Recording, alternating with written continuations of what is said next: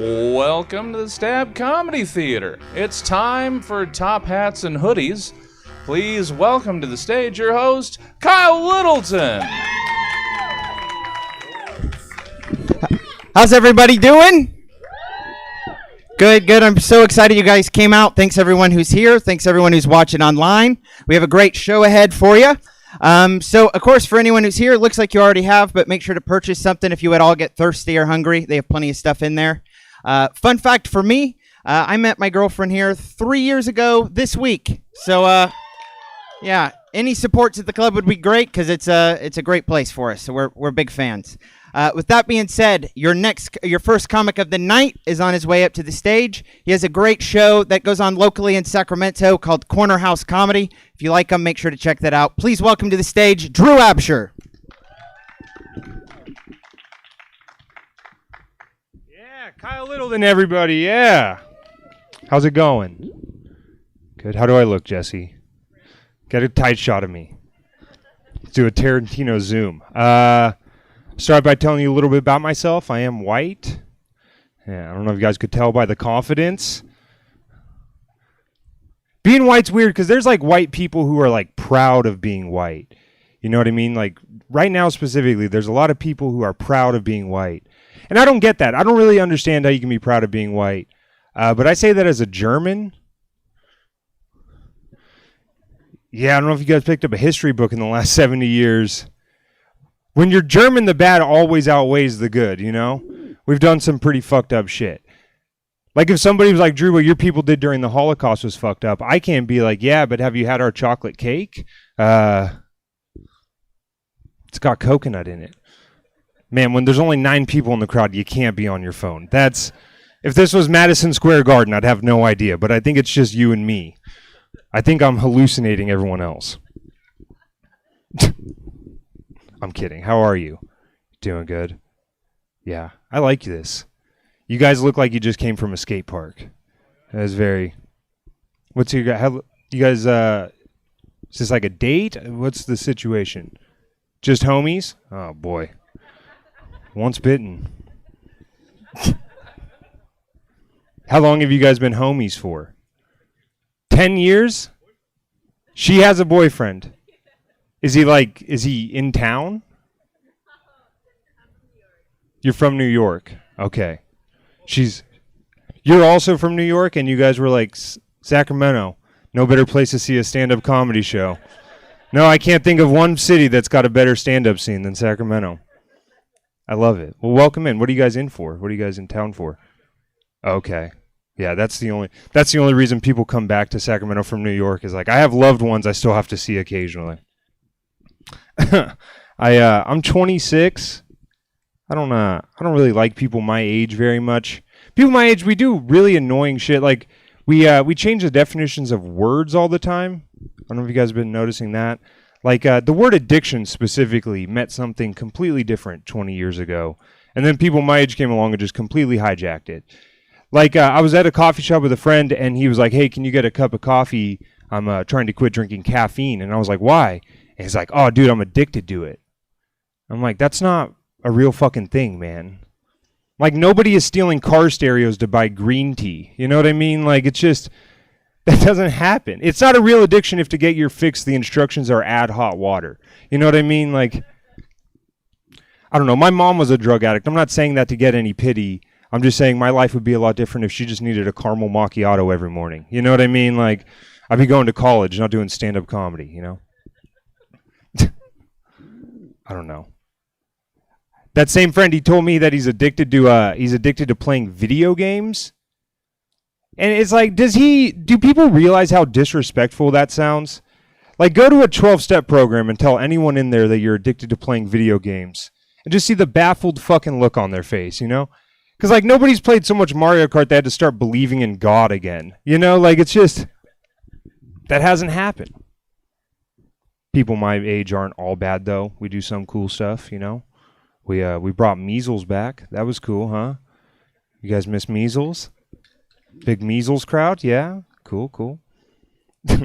I don't know. That anti-vax stuff is weird to me, man. I don't interact with it at all at this point. I just, like, unfriend immediately. I think that's the best way to do it. I unfriended a guy earlier today because he posted that now that schools are open, he's not sending his daughter to school because he's afraid the COVID vaccine is going to give her autism. So he's just going to homeschool her. And it's like, I don't know, man. Like, I'm a straight white male comedian. I'm pretty tough to offend. But I did get offended by that because I know a lot of people with autism, and I can say with like 100% certainty every one of them is better off than anyone who got homeschooled. Yeah, holy shit. Have you guys talked to one of those fucking weirdos? Jesus Christ.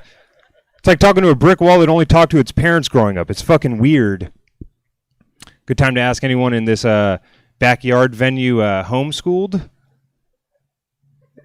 Wait, were you really homeschooled? Yeah, you know how I knew you weren't really homeschooled? Because homeschool kids never learned how to raise their hand. It's just not a skill they ever developed. I don't know. I got notes up here. That's all right. Fuck you guys. Don't judge me. Rusty. I shouldn't make fun of homeschool kids too much. Like, I work at Trader Joe's. That's like all of our clients. We call them clients there. We have portfolios. I don't know. I fucked up. Should have said customers. Working at Trader Joe's has been weird during the pandemic. It's fun though. I think my favorite part about what's happened working in customer service during the pandemic is the Karen videos that, you know, everyone fell in love with. By the way, can we stop calling them Karen videos? That's like, so it's the stupidest thing. Welcome in, everybody. You're coming into a half-baked premise. Sit down. You're going to love it. Everyone sit down. Why is everyone... I feel like I'm being judged right now. Everyone who's not doing something with the show, sit down. Everybody. Yeah. I mean, it's just you two, if we're being honest. I was only talking to you two. Oh, front row, too. Look at you. You took the hint. Yeah, I hate those. I don't think it's right to call them Karen videos. I think we should call them what they are. Those are the last mentally ill people are still allowed to laugh at. Like, that's really what... Like, nobody... Can we be honest about that? Those people are having panic attacks inside Walmart. You know what I mean? They're not... I don't know. I like them, though, because now people don't complain to managers at all. It's great. I can't get in trouble anymore. Like, no, everyone's too afraid to complain to managers now, which is great, because now I just get revenge on people who don't know they're being rude to me, you know? Because customers don't know. Like, if you come through my line... and I'm like, hey, how's your day going? And all you say is plastic bags to me, that's fine. I'm just going to put your bread under your watermelon. That's fine. Yeah. Good luck returning it. There's no receipt in that bitch. I didn't put one in there. I'm not doing anything anymore, man. You can't complain. I'm not doing anything. No more wet floor signs. If you can't tell that floor is wet, that's on you. Okay? It's glistening. How do you not know? You know, it's all fun and games till like some old lady is like doing a Scooby-Doo run in front of the egg section, you know? I just like that image. I don't even care if you guys didn't like it. I like doing customer service. I'm all right at it. I'm not fantastic at it, to be honest with you. Because I run into this issue, like if I talk to someone for like 3 minutes or more, I will say something that pisses them off a little bit, you know? Like I was with a customer the other day and I dropped a jar of minced garlic. And I cleaned it all up, and then like 30 minutes later, my manager comes up, and she's like, hey, Drew, did you drop that jar of garlic? And I was like, oh, yeah, totally sorry. I thought I cleaned it all up. She's like, no, you're not in trouble for that. You're in trouble because in front of a customer, you said, great, now I smell like an Italian. And she didn't like that very much. And I said, what was I supposed to say? That I smell like a vampire hunter? That makes no fucking sense. You guys are weird. What do you guys like? I can't tell. Some of it you're like all the way in, and then you're like, no, bailing. What are you guys up to? How's your night going? How'd you guys hear about the show? Ah, damn it. That's no fun to talk to. I was hoping it'd be something more fun. How about you guys? Eventbrite. Hell yeah, you guys are just cruising for something to do, huh? You're like, no, it's your first date? Oh, you guys just made the biggest mistake ever telling me that. Where'd you guys meet at? Dude, that is hilarious. You guys realize how funny that is? You're like, yeah, we were at a 16-year-old birthday party and hooked up. That's all. What? I don't know, dude. I speak one language. I'm just the dumbest idiot back here. That's cool. So this is date numero uno, huh? What made you think comedy club or comedy show, I suppose? Well, you came to the wrong place, buddy. This is not going well for me. Sipping a Perrier, too. Oh, look at this guy. He's got a little bit of money. Good call. Are you guys, anyone back here married? Oh, cool. Thanks. My sister got married earlier this year. I don't know. It sucks because now everyone in my family wants me to get married, you know? It's a lot of pressure. I don't want to get married, I don't think. Because, no offense to you for it, but it feels like marriage, to me, is just gambling half of what you own, that you're going to love that person forever. You know, that's like a lot of responsibility and with not much payoff. No offense again. You know, eternal love, who gives a shit, you know? I think that like I think yeah, see? Emphatic in the front row. Can't agree more. I think the government should incentivize marriage a little bit more. You know what I mean? You guys are taking a big risk and you don't get much pay. You guys don't even get to like see movies earlier or anything like that, you know? Some kind of little win. I think you guys should be allowed to gamble on other people's marriages. Right? That makes it more interesting. Yeah, because you guys know how everyone's going to break up, right? You guys can look at one couple and be like, yeah, they're doomed. Right? No?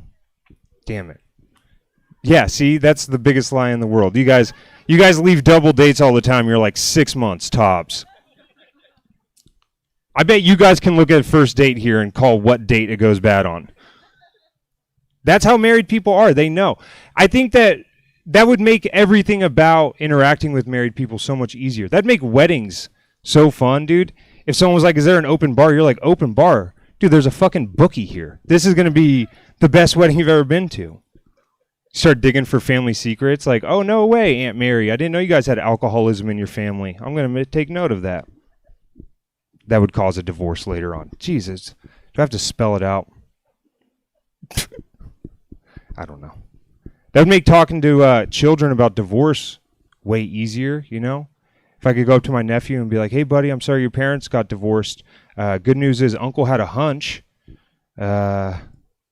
So if you ever need someone to pay for those therapy bills, you let me know, all right, buddy? I don't know. This might surprise you. I mentioned earlier my mom was a drug addict. I grew up without a mom. You know, I could tell you guys were into it, so I'm like, let's turn it into a little bit darker. What's going on? What did I say? Where did it go wrong? You know, was it the crowd work with the first 8 people? Should we go back to it? No? They're like, please no. I grew up without a mom. If that makes you sad, let me rephrase it. I grew up with only a dad. Yeah, that's a whole different story now. That's the best thing that can happen to a boy. You know what I mean? Like, do you remember that energy of like walking into class and you had a substitute teacher and then you got to your seat and then the sub was like, hey, I'm going to be here all week. Do you remember that fucking excitement you got? I just woke up with that every single morning. Like, I don't think this guy's supposed to be in charge for this long, but fuck it. Someone gave him the keys, you know?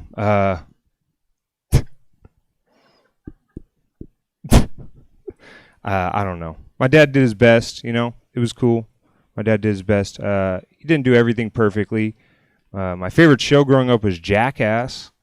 That's not supposed to happen in a good situation, is it? You know? I'm not supposed to be on the couch with my dad drinking Sobeys at 5 years old, just watching Jackass. I don't know. That show, you know they're coming out with the 4th movie? You know that? It's coming out in a couple months. I don't know. I don't want to watch that. I think that's too sad. The Jackass guys, like, they're too old to be doing shit now, you know? It's just going to be depressing. Like, you turn it on, it's just like Johnny Knoxville, like, hey, I'm Johnny Knoxville, and this is trying to pick up my grandkids. And you're like, oh, shit, man. Yikes. He put himself through it. Just Steve-O. Yeah, they all got sober, and that makes it even harder because you just know they're feeling every fucking piece of that pain. You know, there's not even Vicodin at the end or anything. Just taking it stone cold sober. Like Steve-O signing, he's just like, hey, I'm Steve-O, and this is trying to sign up for medical insurance with pre-existing conditions. Like, who wants to see that? It's so sad. I don't know. I have a girlfriend. It's cool. Having a girlfriend's all right. She's a good girl. If I could complain about one thing, though, is my girlfriend, her favorite thing in the world to do is shit talk. She loves people watching. But the problem is she doesn't realize how loudly she is talking shit about the people that were people watching.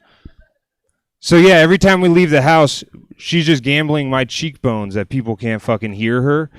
And it's scary, man, because we live in Sacramento. There are people all over this place that are fucking wild, you know? We were in the dispensary right down here on Broadway, and this guy walks in, temple to temple forehead tattoo, just says California. And my girlfriend at this volume in the lobby of the dispensary goes, "Oh my God, do you see that guy's face tattoo?" It's like, yeah, we all see that guy's fucking face tattoo right now. That guy is the only guy in this room who cannot see his face tattoo right now. Can we talk about this in the car, please? Like, because she doesn't understand what can happen in that situation, you know? She doesn't understand that if that guy hears her by chance, the best case scenario is he comes over and just clocks me, knocks my fucking lights out. That is the best case scenario for the situation.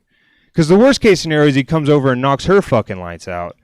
And then I have to decide on the spot if I'm going to defend fucking Blabbermouth's honor or not. And that's always going to end with me grabbing her by the armpits going, "I'm so sorry. I told her to shut the fuck up." She's homeschooled. I don't know if that makes a difference. All right, you guys have been a lot of fun. My name's Drew Absher. Give it up Kyle Littleton, everybody. Give it up for Drew, everybody. Yeah. My favorite part of his set was watching you judge her during any relationship part of his set. She was just sitting back there pointing, saying, "That is totally her. Everything that's wrong is my girlfriend," which is, suspicious. So your next comic, very funny, one of my favorites in Sacramento. They have a show this Wednesday at the Sacramento Punchline. Please welcome to the stage, Emma Haney.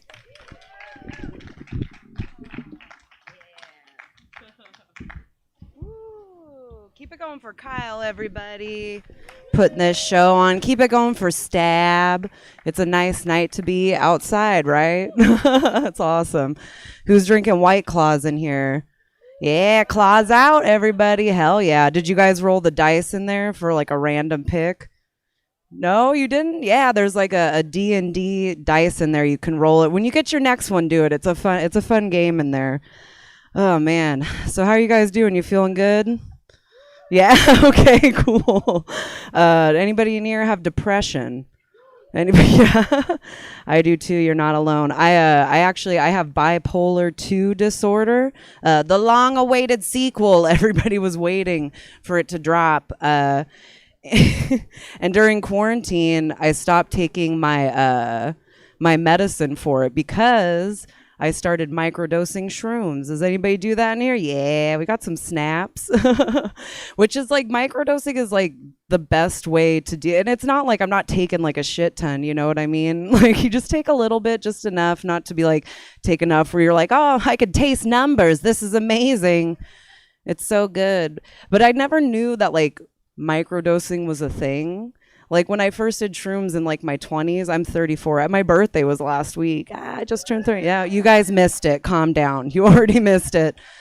No, when I was younger and I first did it, like, I'd never met anyone who was just like, "You just take a little bit. Just take a little," right? Because it's like everybody's just like, "No, eat this eighth. Let's go to the moon." It'll be great. But yeah, so I do that. I take my 1-ups. That's what I like to call it. Any Mario fans in here? Okay, we got a couple. Awesome. I did anybody gain a couple LBs during the quarantine? Yes, I did too. That's why I'm wearing a sweater in the dead heat of summer. I'm like, no one will know. This crew neck looks amazing. It'll be fine. I wear black ones so you can't see the sweat. No, so I've been trying to like do better and like eat better, exercise more. And my girlfriend's like very supportive of my weight loss journey. I'm a white, feminine presenting person. I have to say journey at least once a day. When I'm always on a journey. And I have to say, when I wrote this joke, my girlfriend read it and she saw the part where she supports my weight loss journey. And she's like, no, you need to tell people that I don't think you need to lose weight. I think you're beautiful just the way you are. Which is sweet, but I was like, you know what? Shut up. Shut the fuck up. That's how we got into this husky mess. Because you're so fucking supportive. Have you guys ever been in a relationship with someone who just like loves you for the way you are? Yeah, it's fucking toxic. It's toxic. It's terrible. I'm 15 pounds heavier. But I've been trying to like exercise more. I bought one of those Peloton bikes. Have you guys seen those? Yeah, Peloton bikes. Every time I tell people that, they're just like, ooh, you must be rich. And I'm just like, rich in debt? Like what? Who just has like $2,500 to throw down at once? Like that's nuts. But I've been riding it. And ever since I've been riding it, I've started getting like that like uppity, shitty, like cyclist attitude. Do you know what I mean? How cyclists are? They walk around in their tight clothes, like, ooh, and is that you? I know. Listen, earmuffs, you guys are the fucking worst. No, no, but I've been like walking around, strutting around in my room with the door closed, just like, ooh, yeah, look at me. And my girlfriend is so supportive when I'm like riding it and doing like, because you can do like nature rides on there. She'll just be in the background, just like, ah. Or just like misting me with like a sprayer, like, whoo, ocean. But it's crazy. And then my cat will come in there and she starts like rubbing on the wheel, just like, ooh. And I'm just like, on your left, get the fuck. No, it's great. Do we have any essential workers in here? Cool, no one means shit. Oh, we got one. Oh, the cyclist is, of course, he's, no. Oh, around, okay. No, I too was dubbed essential this quarantine season. When I'm not doing stand-up, I am a full-time delivery driver for FedEx. Yeah, give it up for me, you guys. What a fucking year I just had. What are you ordering? What is everybody ordering online? It's crazy. It's like the fucking Christmas that'll never end. It will never end. Me and my coworkers, every time a new stimulus check drops, we just get pissed. We're like, no, stop. Stop giving them money. They're not paying their bills. They're just buying onesies from France. I don't know. It's nuts.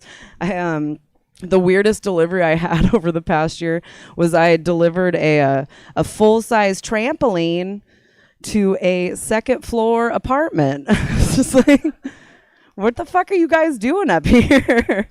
And when can I come over to find out what you guys... I'm intrigued. It's crazy. It was it was crazy like delivering during the pandemic, especially in the beginning when everybody was like stuck in their houses and not going anywhere, because you never knew what you were going to get with people. Like like when you'd walk up to their door, like people would either be super mean and just like, ew, get away from me, or they'd just be like, come give me a kiss. I haven't seen anybody in 2 weeks. Ugh. I had one lady, this one lady was so rude. She had ordered one of those like stand-up computer, or like a motorized stand-up computer desks. Have you guys seen those things that you want to stand, I guess, when you're working? And those things are freaking heavy. They weigh like almost 200 pounds. And the thing about being like a feminine presenting person in the job that I have is that when people see me carrying something, they assume that they too can carry that something. Right? Just like heavy ass shit. And I'm just like, I don't know why you're trying to carry this. I've been doing like poor man's CrossFit for 13 years. Like you can't just like flipping tires and shit. But this lady, so I get to her house and I take her stuff out of my truck and I put it on the dolly and I start like wheeling it up there. And the lady sees me coming and she runs out of her house and she's just like, what are you doing? And I was just like, bringing you your shit? Like, I don't, doing my job. And she was just like, well, don't bring it up to the door. She's like, don't come up here. Just leave it at the end of the driveway. I'll just get it myself. And I was like, fuck it. Okay. Just like left it at the end of her driveway. And then I had another delivery up the street. So I go up and make my next delivery. And then I have to drive past her house to go to my next one. And when I'm driving past her house, this lady is just out front, like bear hugging the box and like, right, trying to get it. And she saw me like driving by and she started waving me down. She was just like, oh, come here. Like, I need your help. And I just drove by. I was like, you shouldn't have been rude. I didn't flip her off. I'm not, because the thing, like, you guys have seen those like Ring doorbells that record you and shit. My biggest fear is that I'm gonna go viral for just doing some whack shit. Like, I'm just walking up like, fuck these people, fuck this sweater, kicking it. Another thing that sucked with delivering during the pandemic when everything was closed was trying to find a bathroom. Right, when I was working. I don't know if you guys know this, but there's no toilets on delivery trucks. I had a real weird summer last year. Learned some party tricks that I'm going to take with me. Love Dickie's barbecue cups now. I love they're yellow. No, I'm just kidding. I'm very hydrated. But it was rough, like trying to find bathrooms. And there was an article that came out last year. Someone interviewed an Amazon driver. And in the article, they were talking about like, oh, it's super busy and oh, we can't find a bathroom anywhere. And me and my coworkers were just like laughing because we're like, oh, yeah, that's how it is. And this one dude that I work with, this guy has been with FedEx delivering for like 35 years, just starts like laughing in the corner just by himself, just like, just wait till they have to shit in an envelope. And we were like, what? Like, Craig, have you just been like shitting in envelopes for like 35 years, like the Gold State Pooper? What is this? That guy retired a few months ago, and on his last day, he took a stack of envelopes with him. We were just like, oh, I guess that's the only way he can go now. That's weird. Oh, give it up for Kyle, you guys. I appreciate. Oh, yeah. I mean, yeah, clap. I didn't think you were going to do it twice. I appreciate him because he got my pronouns right. I identify as non-binary, gender fluid, which is always like, it's hard for hosts to like grasp that because they're like, oh, it's such a change. I'm like, oh, is it so hard for you? I'm sorry, this is so difficult for you. And I get why they get like confused as well, because like I have huge boobs, you guys. It's like a very big thing that's hard to get around. They're pretty sweet though. Am I right? No. Sometimes I just look down and I'm just like, oh, hell yeah. Just like that. A lot of people asked me too. They were like, well, if you don't identify as a woman, like, are you going to go through like a transition? And I'm just like, no, because I've been with my body for like 34 years. Like, this isn't me. This is just like the vessel. Again, a white feminine presenting person. This is my vessel. This is my journey. And I need to keep it. And one, awesome rack. Two, have you guys ever had a clitoris? You ever had it? Right? I'm all keeping it. It is the best thing. I want it forever. But once I started being more open about it, people started asking me more questions. People from my past are like guys that I had been with like a long time ago because they were just like worried about what it meant for them. Right? Right? And that's like the one thing one guy asked me was like, well, if you don't identify as a, what does that mean about me? What is it like? What are people going to say about me? What does that mean about? And I'm just like, I don't know. I guess people are just going to think you're the wokest motherfucker in the room. I don't know. Or that you're gay. I don't know. I could go either way. I came out of the closet when I was 30, so about 4 years ago. Yeah, thank you, you guys. You're way more supportive than my husband was. You are way more supportive. He was like, oh, what? I was like, I don't know, babe. I got like a man bun and I wear jean on jean 90% of the time. You tell me. It was crazy, though. I was with my husband from when I was 18 years old till I was 27, right? Which is a long time. It's a long beard. It went all the way to the floor. And my husband, he had a job where he was like gone all the time, so I never saw him. He was gone Monday through Friday. And at first I was like, baby, we're going to make it because I never have to see your face. This is going to be great. No. But he used to like always try and make up for the fact that he was gone all the time by like buying me stuff, which was like cool. Like I liked that. Except for like the last thing he bought me was like for when I'm lonely. Some of you guys, yeah, he bought me a dildo, y'all. It was super weird, very weird gift to get. Like I didn't know how to take it. Well, I knew how to take it, but I didn't know. I didn't know how to react to it. It was strange, especially like how he tried to give it to me like it was a surprise.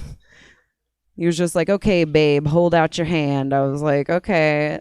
He's all, close your eyes. I was like, you've gotten me with this before. Like, I don't know. Like, the trust isn't back yet. And then he just like put it in my hand. It was just like, and I felt what it was. So I started like messing with him a little bit. I was just like, is this Kevin? Are you bringing in a third? Like, Christmas came early this year. That's weird. And then I opened my eyes and I didn't know how to react to it because it's just like I looked down, there's just like a purple dong in my hand. I'm like, thank you. Just wave it like a flag. And he was just like, what, you're not like more excited about this? And I was just like, why are you so excited about this? Like, this thing's about to put you out of business, Holmes. I don't know what.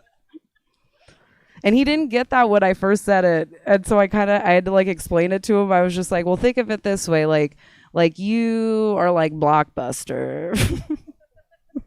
Right? And this thing is like Netflix. I'm going to be streaming dicks all day. I got all the seasons. I could just binge and binge. And then he was like, well, look at this, babe. There's a suction cup on the bottom of it. You know, for when you want to stick it to the walls and shit.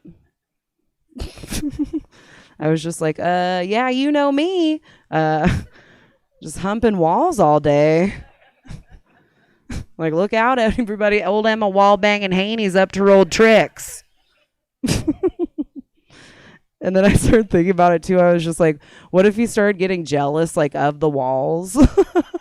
Like when he comes home on the weekend, if I'm just walking around just like, oh yeah, this is a load bearing wall. I don't know if you know that. Gets a lot of sun during the day. He's just like, babe, why are you looking at the walls like that? And I'm just like, honey, if these walls could talk, okay, they'd be like, this bitch is a beast. That's what they know. But yeah, so I came out to him. He knew after I was fucking the wall more than him. He knew. But it wasn't too. He was like understanding, kind of like saw it coming a little bit. I mean, you're not with someone that long and you don't like pick up on just who they are as a person. You know what I mean? But it was harder to have to come out to my parents. Like that was the weirder thing because my parents knew me like my whole life is one way, and then all of a sudden for them it's like totally changed. And I remember when I told him, we were eating dinner one night. It was like 6 months after I left my husband. And my parents were just like, so what's new, Em? You doing any dating? You seeing any cool guys? And I was just like, here's my chance. I'm just going to rip off the Band-Aid. It's going to be super easy. And I was just like, well, actually, funny thing about me, I like women. And they were just like, what? And I was just like, I'm gay. Because I figured like the more I did with my hands, the less they would hear what I was saying. And my dad was just like, what? And I was like, what? I like clay, nothing, goodbye. Just like back into the closet. No, they were cool with it, I guess. They started asking me more questions. My dad did. And he was just like, well, when did you start feeling this way? And I was like, I don't know. I guess when I was like 10. Right? And he was just like, 10 years old? Like, how do you know that at 10 years old? And I was just like, I don't know, Dad. I guess you just like, you see something and then like your body reacts to it. And then my dad was just like, well, what the fuck are you seeing at 10 years old to make your body react like that? And I was just like, I just started manically like listing everything that turned me on as a child, like a little too fast, you know what I mean? Like he was just like, well, what are you seeing to make you feel this way? And I was like, I don't know, Dad. Dr. Quinn Medicine Woman, Xena Warrior Princess. Yeah, do you guys remember that show? Hell yeah. And she had like her sidekick Gabrielle, and yes, and there was one episode, I feel like this joke is for us, and there was one episode of that show where they both kiss, but then it turned out to be just a dream, and I was just like, I guess the writers are getting my fanfic I've been sending in. But then I started getting like too obscure with my references. I was just like, the fish from Fantasia. Do you remember? Do you guys remember that sexy ass fish from? No. It's just, oh, this guy knows what I'm talking about. Yeah. It's just like the fish that's like swimming around to weird jazz music with like bedroom eyes. Just like, ooh. And I'm like, is she swimming for me? I feel like. But yeah, my parents are more comfortable with it now. Comfortable is like a shitty way to put it, but boomers, you know. And and my dad's almost like too comfortable with it though. Like we were grocery shopping a couple weeks ago and we're like walking down the aisle and then my dad just like stops dead in his tracks and he's just like hey Emma, you see this lady? Yeah, you see this lady? You see the cans on that one? I was like, oh my God. Like I didn't know what to say to him. I was just like, yeah, Dad, I see her. Really more of an ass man myself. And also that's Mom. What? Like that's not. I know she's got the mask on, but we know that ass. Am I right? No. Do you guys play video games in here? Yeah, I got a couple. No one usually says anything. And I'm just like, me neither, you guys. Just looking for nerds to kick after the show. No, I play a lot of video games. I started playing them when I was super young. I think maybe that's why I'm attracted to women a little bit, because you always played as like a male character and you're always saving like the lady character. So just when I was 6 years old, I was saving chicks with tig old 8-bit bitties. You know what I'm saying?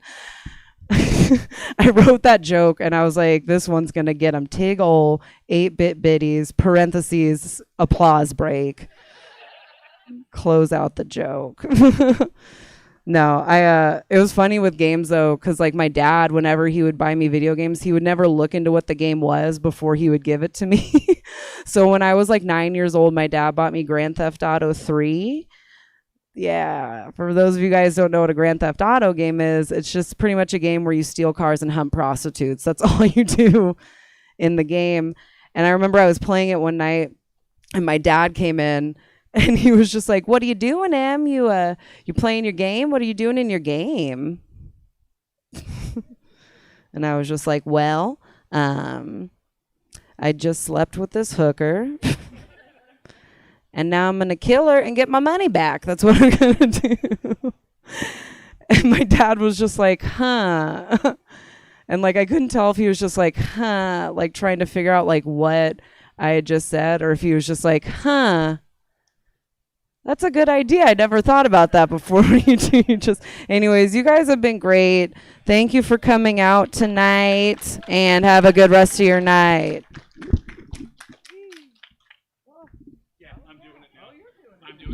Hi, everybody. I'm not Kyle. I'm Corey Behringer. Kyle asked me to buy him some time, so that's exactly what I intend to do. I'm going to do one little silly bit, then we'll bring up your headliner. How does that sound? Okay, sounds all right? That's an acceptable offer. Okay. I think the cutest thing about biker gangs has got to be the matching vests.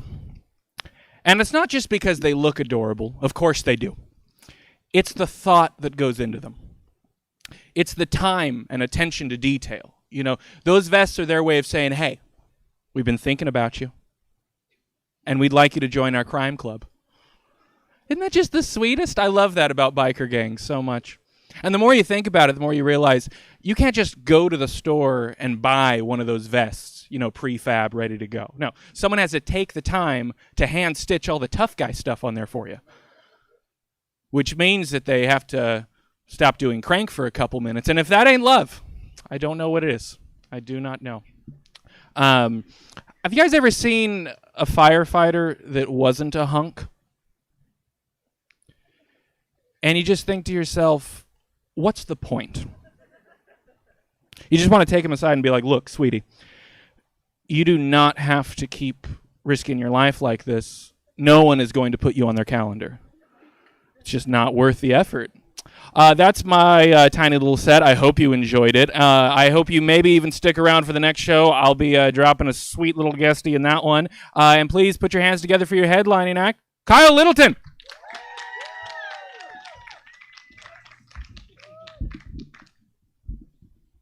How's everybody doing? All right, we're going to get started. We'll start off real quick. So the first thing we're going to do is we have, I'm going to use just a few cards for this. I have the 4 kings and the 4 aces, all right? The aces are going to go inside my back pocket. That leaves me here with the 4 kings. That's important to remember that these are the kings. I know that seems obvious, but it's important because if you forget, it won't be impressive when they turn into the 4 kings, or 4 aces, sorry. And of course, if these are the aces here, that must mean over here inside my pocket is none other than the 4 kings.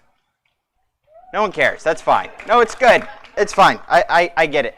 You know, it's at this point I always see one thing happen, which is someone's spouse leans over and they go, I know how he did it. Which, you know, I get it. That person is literally trying to ruin magic for you. You're going to want to call him a name. Yeah. You're going to want to call him a name. I get it. You're going to want to do it. But my suggestion is maybe don't. Yeah, he needs the win. Just let him have it. Let's let him. Sometimes, you know, so you got to choose your battles. That's maybe not the one to lose on. I get it though. Like everyone, like some people like to try to figure out a trick. I'm not opposed. Like if you figure it out, I don't care. Good for you. My only issue though is I don't like it when people think they're smarter than me or smarter than anyone because they figured out a trick. Like I know how everything I'm about to do works, and I don't have a high school degree. Like I own one, but I did not work for it. Like it showed up to my house on my 18th birthday, and my mom was just like, maybe don't ask questions. Just accept it. The diploma came with an engraved pen. Yeah, the pen didn't even have my name on it. The company that made the diploma was just like, we also do engravings. Like we just, you know, in case you need to forge any other documents in the future. But like I said, I get it that if you may want to learn how a trick's done, so I'm going to show you one. And this one I'm going to perform it 3 separate times. And this one, by the 3rd one, if you haven't figured it out, I'll tell you how it's done. All right? My only rule is if you can guess to yourself, but maybe, you know, keep it, you know, quiet. So to start off, use a little cup. And inside this cup, just a few coins. All right? See here, that's 3 silver dollars. And one by one, I'm going to take these coins. And one by one, they're going to travel from this hand over to this hand. That's good. That's the first one. That's the first one. No one cares. That's fine. That's good. We'll set that one here. Here goes number 2. Number 2. Nothing here. 2. Just like that. Second coin across. Now this one I'll actually tell you how it's done. This is where I'll give you a little tidbit. Just a little tidbit on how the trick works. All right? The secret is it's done with just a twist of the tongue. That's it, just a twist of the tongue, that's how the trick works. In fact, if I don't speak, you'll see the exact moment the coin travels from here and lands over here inside the cup. All right? Here we go. In fact, from here on out,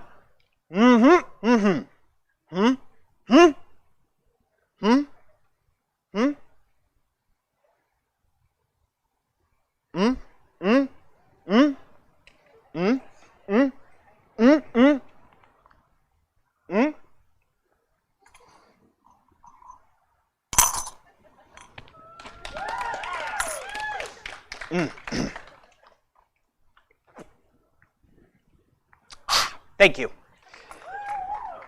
If you didn't figure out how that one's done, the secret is salmonella. That's that's the secret to it. You know, it's at this point I'll often get asked, like people come up to me after a show and they'll go, "Are you proud of what you do? Is that you proud of it?" I am. Like I'm pretty pumped about this, kind of because I have to be. Like I'm in my mid-20s now, so I got to either like hit it or quit it. Like I can't keep acting. It's not what I meant. I don't mean it in that way. But you know what I mean. It's not in that. My mom's going to see this, so I just got to clarify. Like, you know, this is a clean thing.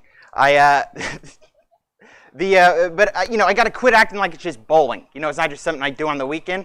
So I got to start acting a little more confident in it. Plus, you know, it's probably my best fun fact about myself. I got 2. I got 2 fun facts. The first is I'm a magician. That one's great.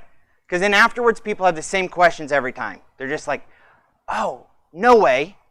Prove it. Then I get to show them magic. Like it's an awesome follow-up to the question. My second fun fact is I used to weigh 350 pounds, which, you know, Not as exciting, because the follow-up is always the same. No way, prove it. Okay. All right. Excuse me, sorry for the mic. This is how I used to look. All right. Big belly, man tits. And at this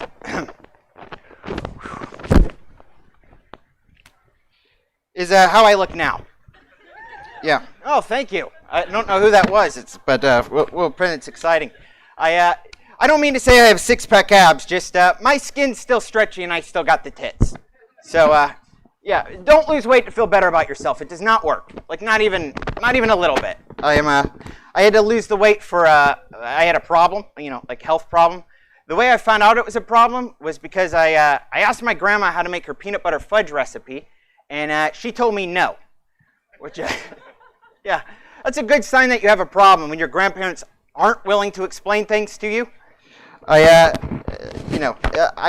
lot of people, like after I lost the weight, it's just like doing a magic trick. Like people come up to me and they ask the same question, which is, how did you do that?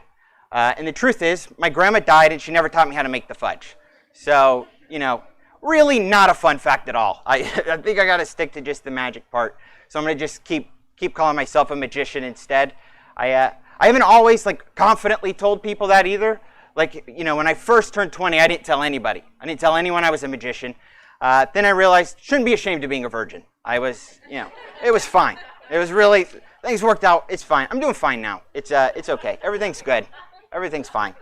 When I was even younger, I didn't tell anybody, but I couldn't. I was not allowed. I was raised in the Bible Belt, so I couldn't call myself a magician. I had to call myself a gospel illusionist, which, yeah. If you don't know what that is, that's basically someone who takes a magic trick in Jesus' name and combines both things to ruin them.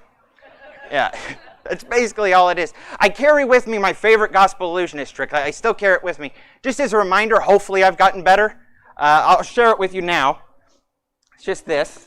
I'm aware. Uses this little cup. You can see nothing inside the cup. The cup's completely empty, right? Nothing inside. In the beginning, there was nothing, and then God created life. Amen. Yeah. Now let me tell you all how you're going to hell. Yeah. That's the gospel illusionist version, their magic word. We have abracadabra, they have you're going to hell. It's much more powerful. It works. Other cultures have also picked it up as it's pretty great. They don't like it if you call it a magic word. In fact, the guy who sold me this wouldn't even call it a trick. He called it a witnessing tool, which, I have a different name for it, which is sometimes magic costs $12.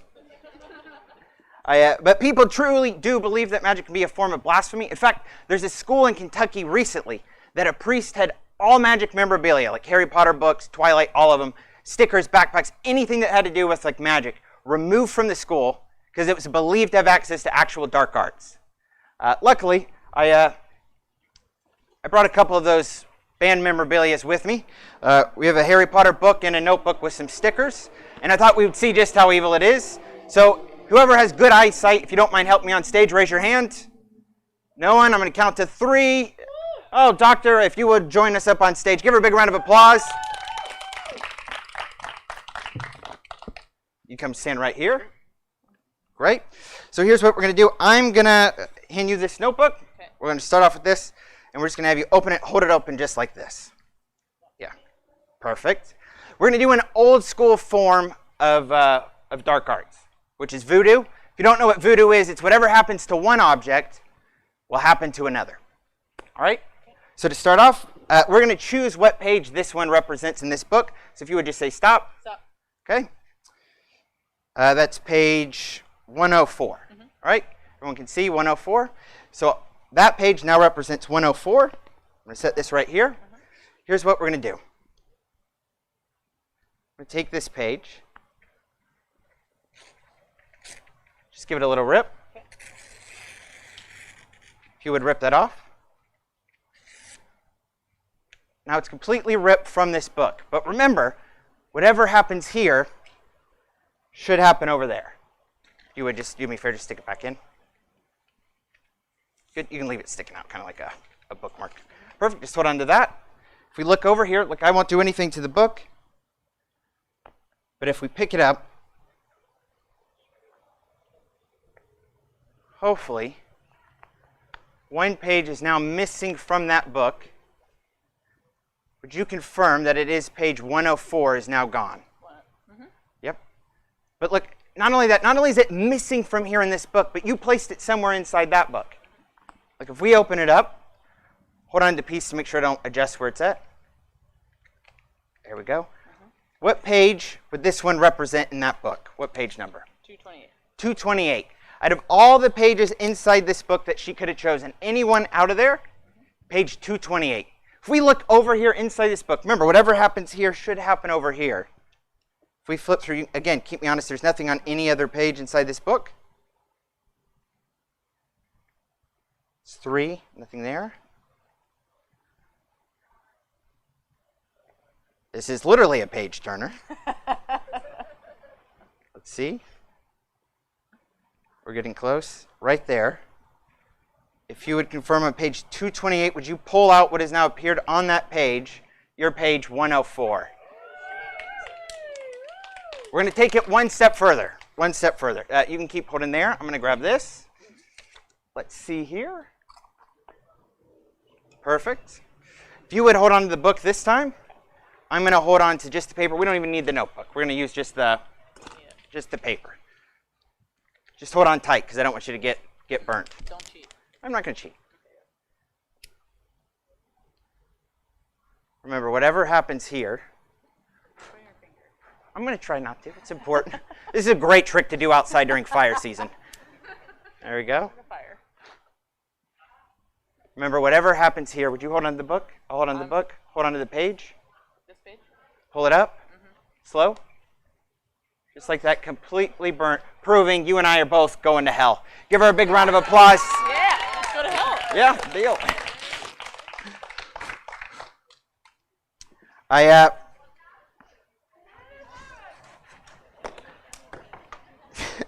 Thank you again for helping. Give her another big round of applause for helping. Thank you so much.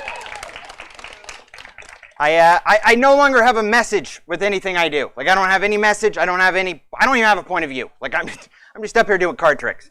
But I do like people to feel like they leave the show as if they've learned something. So I brought with me this. This is a little book of fun facts. So you guys can kind of confirm on each page is just a different fun fact that's written out. If you would do me a favor, do you mind reading something off for me? No, you. I mean, this is a lot. No, I don't even need anyone up here. You're good. I'm just going to pass it. If you would just do me a favor in just a second. Yep, go ahead. Just open it up and read any page.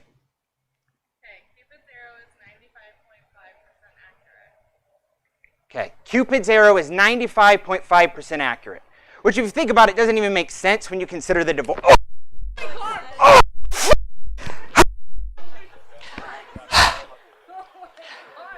Ah! Ah!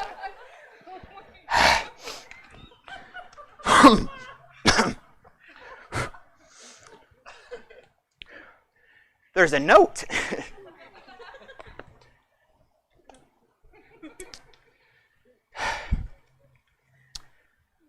My arrow is 100% accurate. Love Cupid.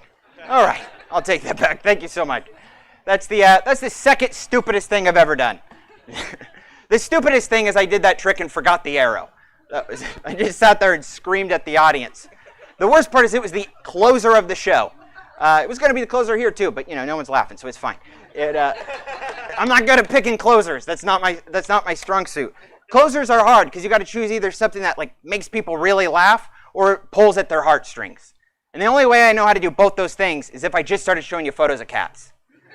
So instead, I have over here on this board 6 different ways that we can end this show. So I'm going to do this. I have here a little cup. Inside this cup, I just have a die. If you wouldn't mind helping me, you can just walk up here. Literally going to do nothing. You're going to shake. That's it. I just need you to shake the die like this. Put one hand on top. Give a shake. Turn it over. Hold it. Other way. What number? 4. Number 4. I'll take that. Give her a big round of applause and make your way back to her seat. All right. Drum roll, please.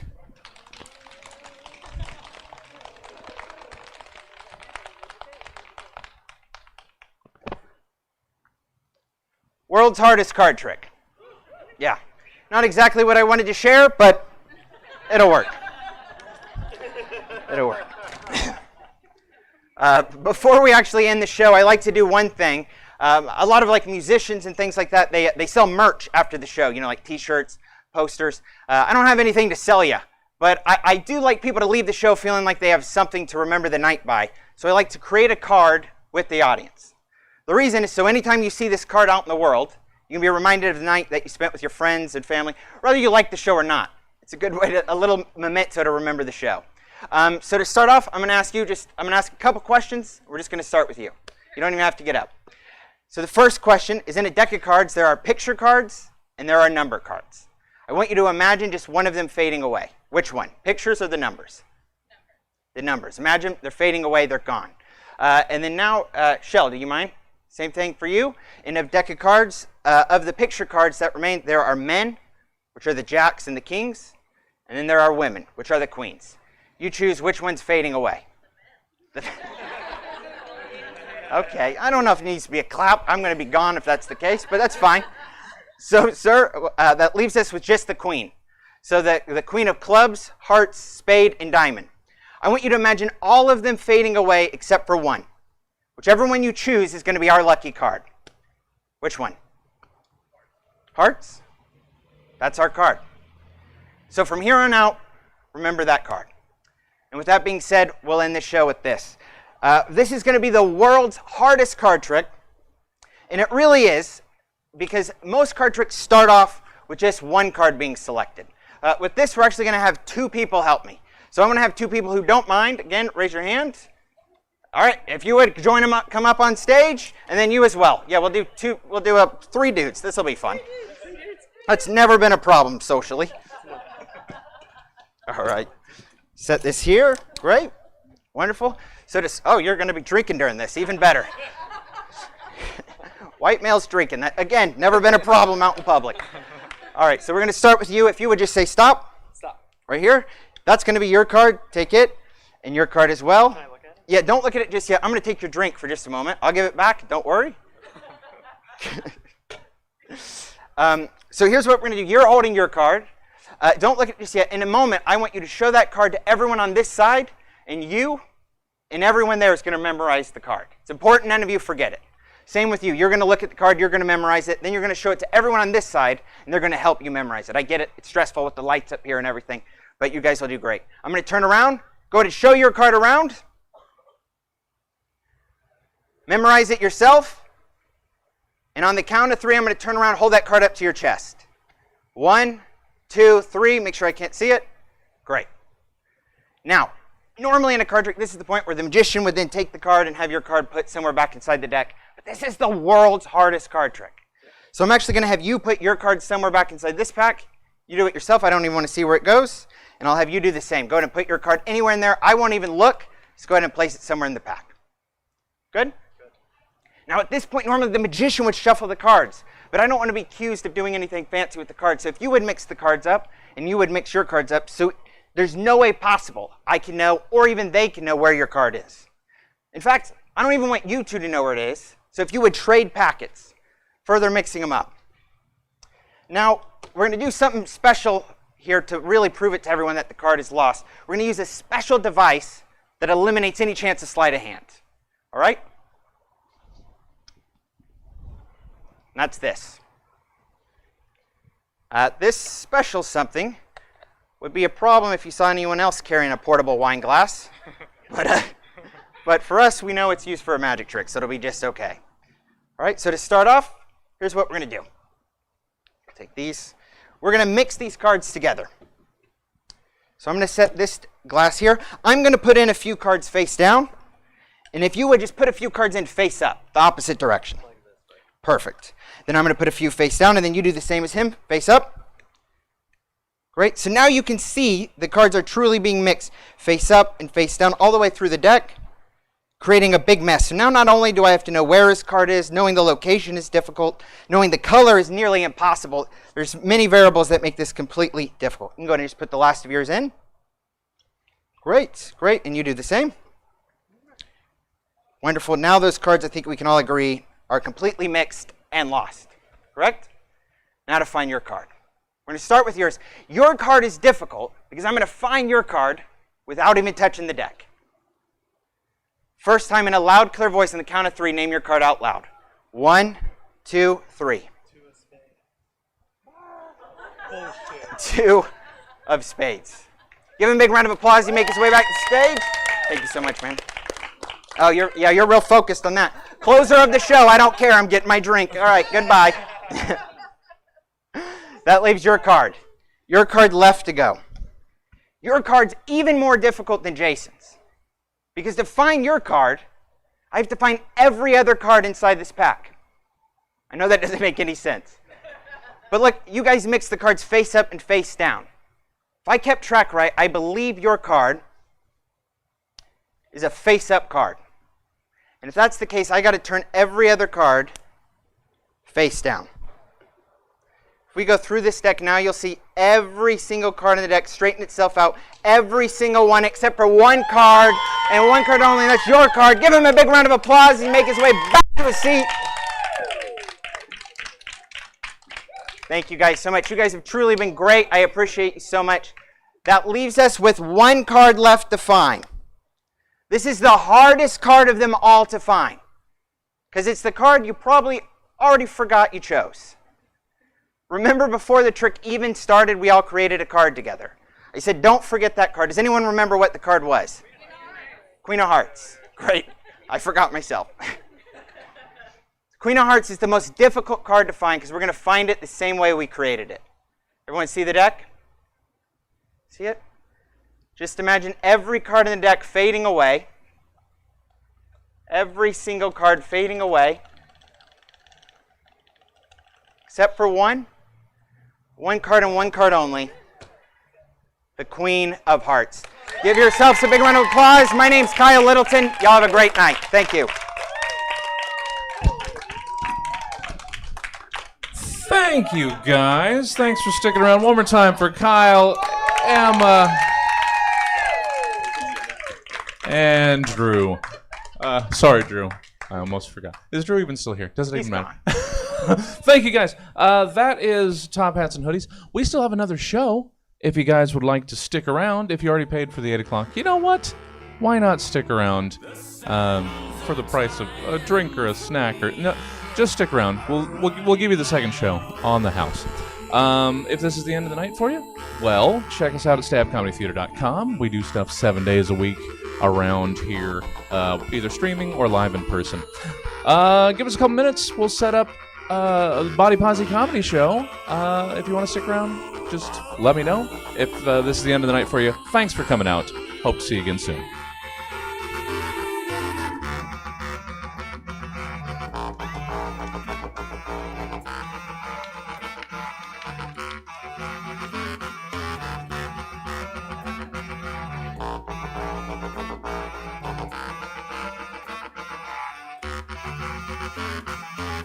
As the priest comes to read me the last rites, take a look through the bars to the last sights of a world that has gone very wrong for me.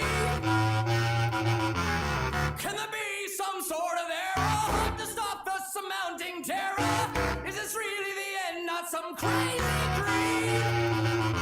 Somebody please tell me that I'm dreaming. Not easy now to stop from screaming. Words escape me as I try to speak. Tears fall, but why am I crying? After all, I'm not afraid of dying. I believe that there never is an end.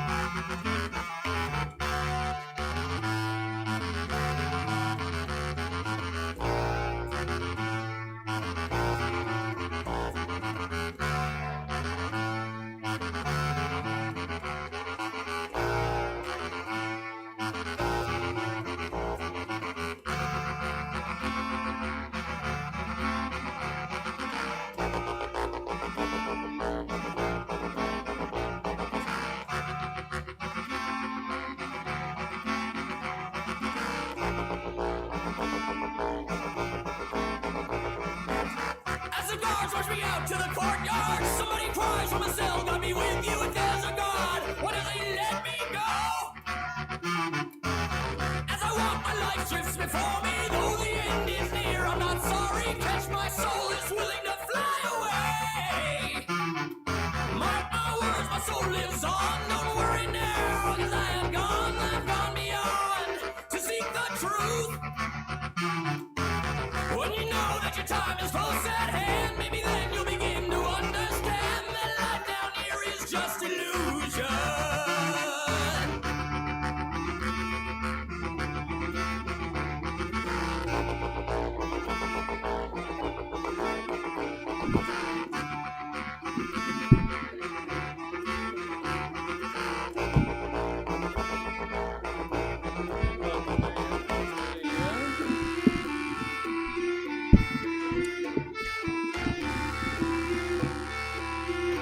Okay, so we'll have that.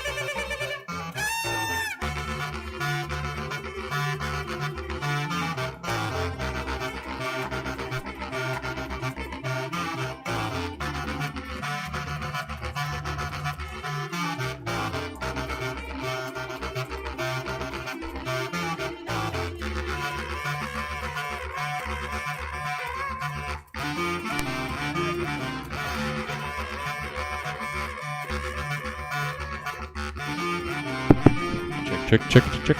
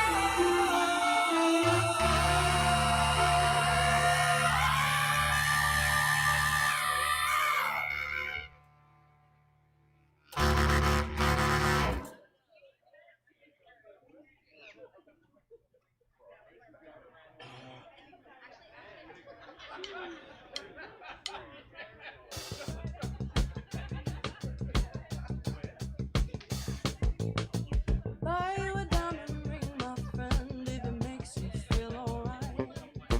Give you anything, my friend, if it makes you feel alright. I don't care too much for money, 'cause money can't buy me love. I give you all I got to give if you say you love me too. I may not have a lot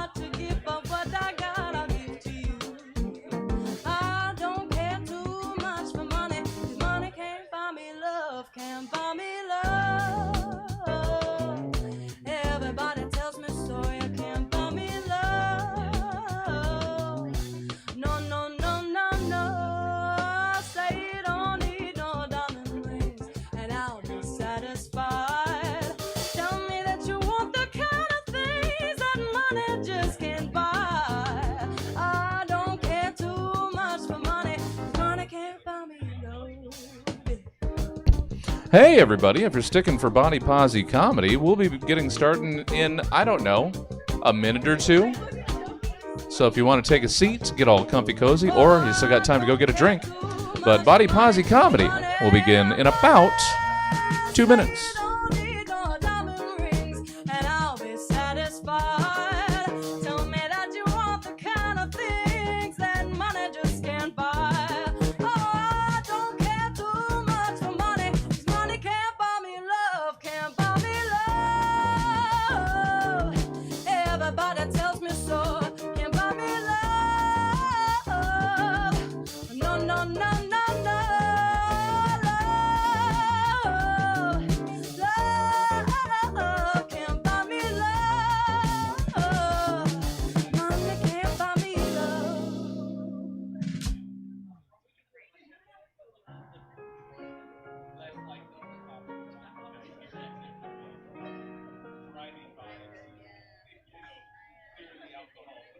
I heard you on the wireless back in 52. Lying awake, intently tuning in on you. If I was young, it didn't stop you coming through. Oh, oh, oh.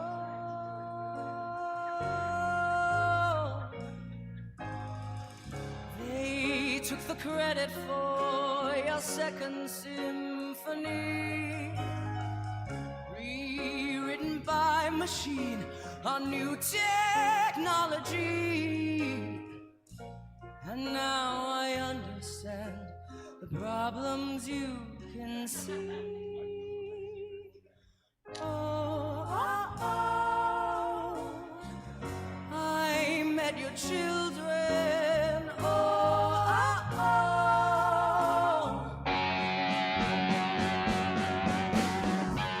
What did you tell? Video killed the radio star. Video killed the radio star. Pictures came and broke your heart. Pictures came and broke your heart.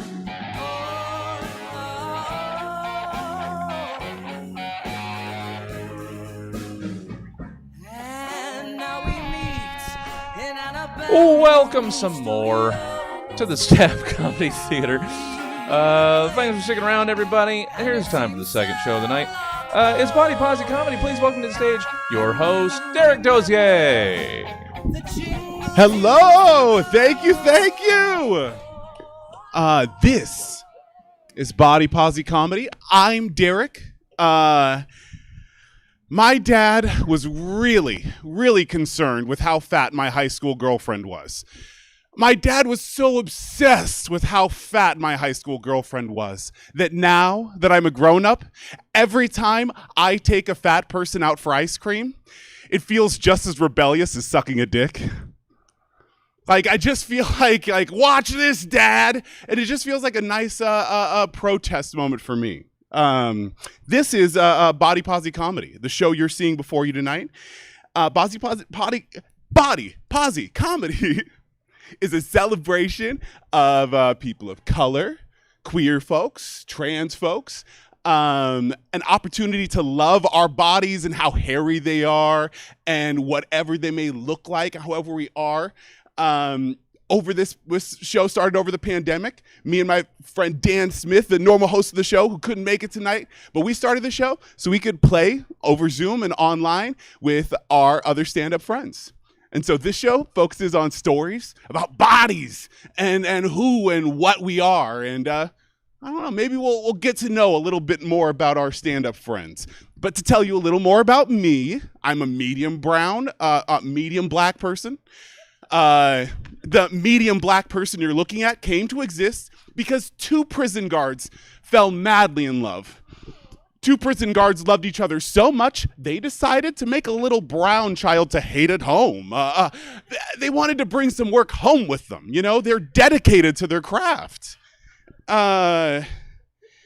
I want to thank Stab Comedy. I want to thank this venue. Like, this is a really fun, safe outdoor venue that we're playing pretend at. So you out there on online land, subscribe on Twitch and subscribe on Patreon. We got all those things. Okay. That's the business. I wanted to tell you about those businesses. I wanted to also give a little PSA, okay? This is serious. I think we all very much need to loosen up on white people with dreadlocks. You know, let's let's loosen up. And here's why, okay? I think what's happened is the mean white people, you know, the business suit whites have tricked the majority of us into being mad at the only really cool white people, you know? The hippies are really pretty decent. They'll share their drugs with you. They'll be your friend, you know?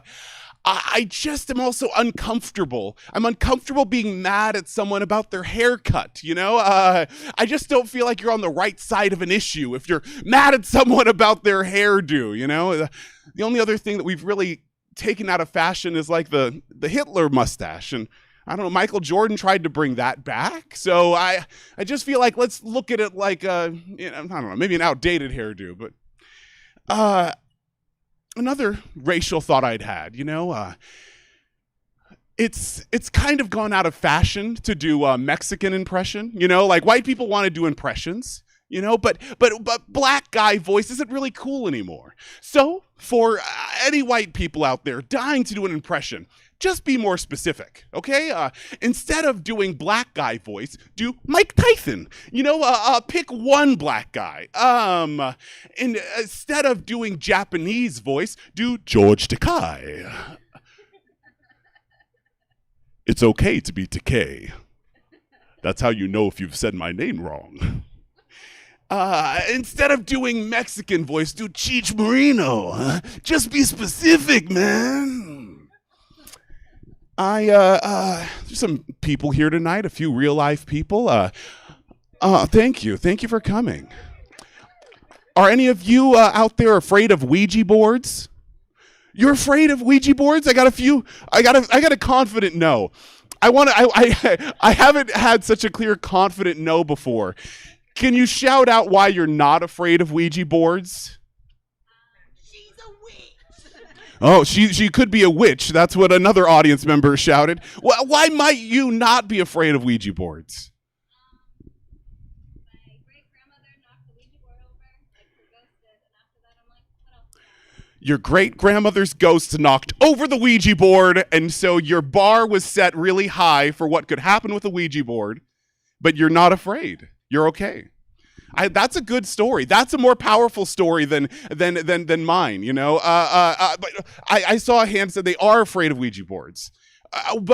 And my thought on Ouija boards is they're made by the Mattel Corporation, you know, like the same people that make Transformers and Barbie dolls manufacture and distribute Ouija boards. And I think if they had the power to cast magic into ink and paper, they would do something more interesting with it than Ouija boards, you know? Like, those Barbie dolls would really be able to say some crazy shit, you know?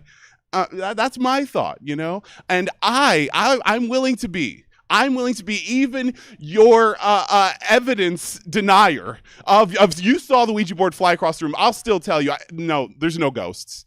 I'll be your support group specialists. I don't think there's any ghosts.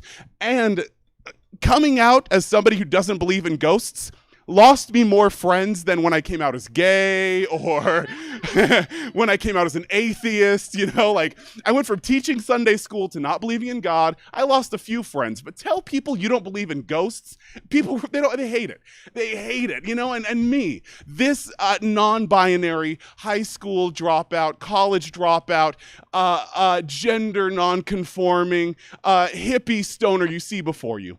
The few people that really want to fuck me are so bummed out to find out I hate astrology. I won't talk any astrology, not a little bit. But it is time to move forward with our show. Tonight we have a guest set from a very sweet, beautiful soul. Somebody that is dying to let you get to know them a little bit more. Put your hands together for the sweet, the funny, and the friendly Corey Behringer. Thank you. Thank you very much, Eric. Oh, thank you very much, Stab audience. How you doing? How the hell you doing? Oh my God, Bodi Pozi. This is what the show is. I would like to begin with a formal complaint, if I may. And of course I may. I'm holding the microphone. People that ride their bikes without holding on to the handlebars, they seem so smug to me. Who are they trying to impress with that maneuver? That's what I want to know. Not me. Because I see through it. I know what's really going on. They wish they were on unicycles, but they're cowards. Yeah. They are cowards to their core. I know this to be true. Snap all you want. I agree. I agree. I'm a happily married fella. I recently celebrated. Thank you very much. You got to clap. Social contract just kicked in. You have to clap. I recently celebrated our first wedding anniversary. Very, very thrilled with that. My wife kept her maiden name, or as she likes to call it, her name.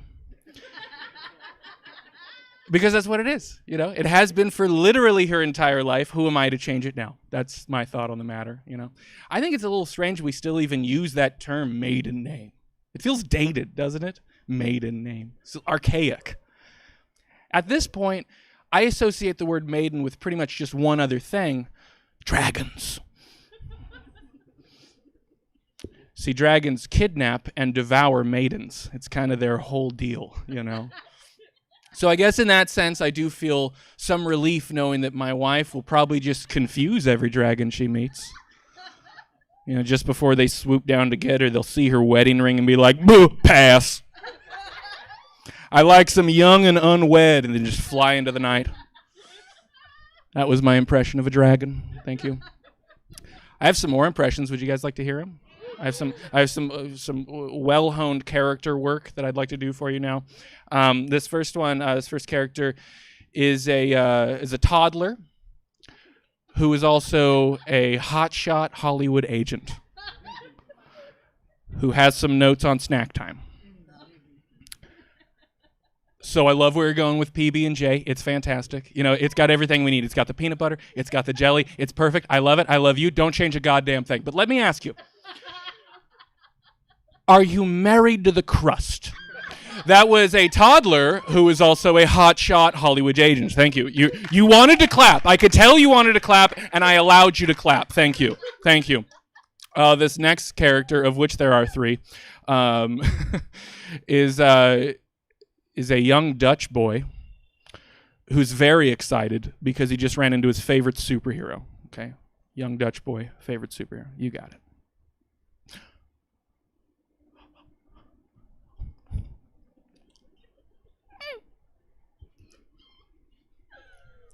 Guten Tag, Van der Vermen. That was a young Dutch boy who was very excited because he just ran into his favorite superhero. Thank you. Thank you very much. This last little piece is one I've been working very hard on, so please appreciate it. This is someone listening to the Beach Boys for the very first time.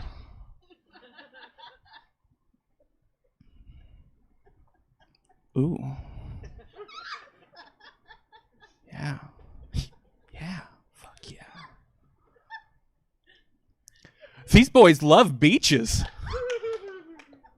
What'd you say they were called again? Shut up. That was someone listening to the Beach Boys for the very first time. Thank you. Body positivity. Let's talk a little bit about it, because I have some material I can, horn into that and pretend it was off the cuff.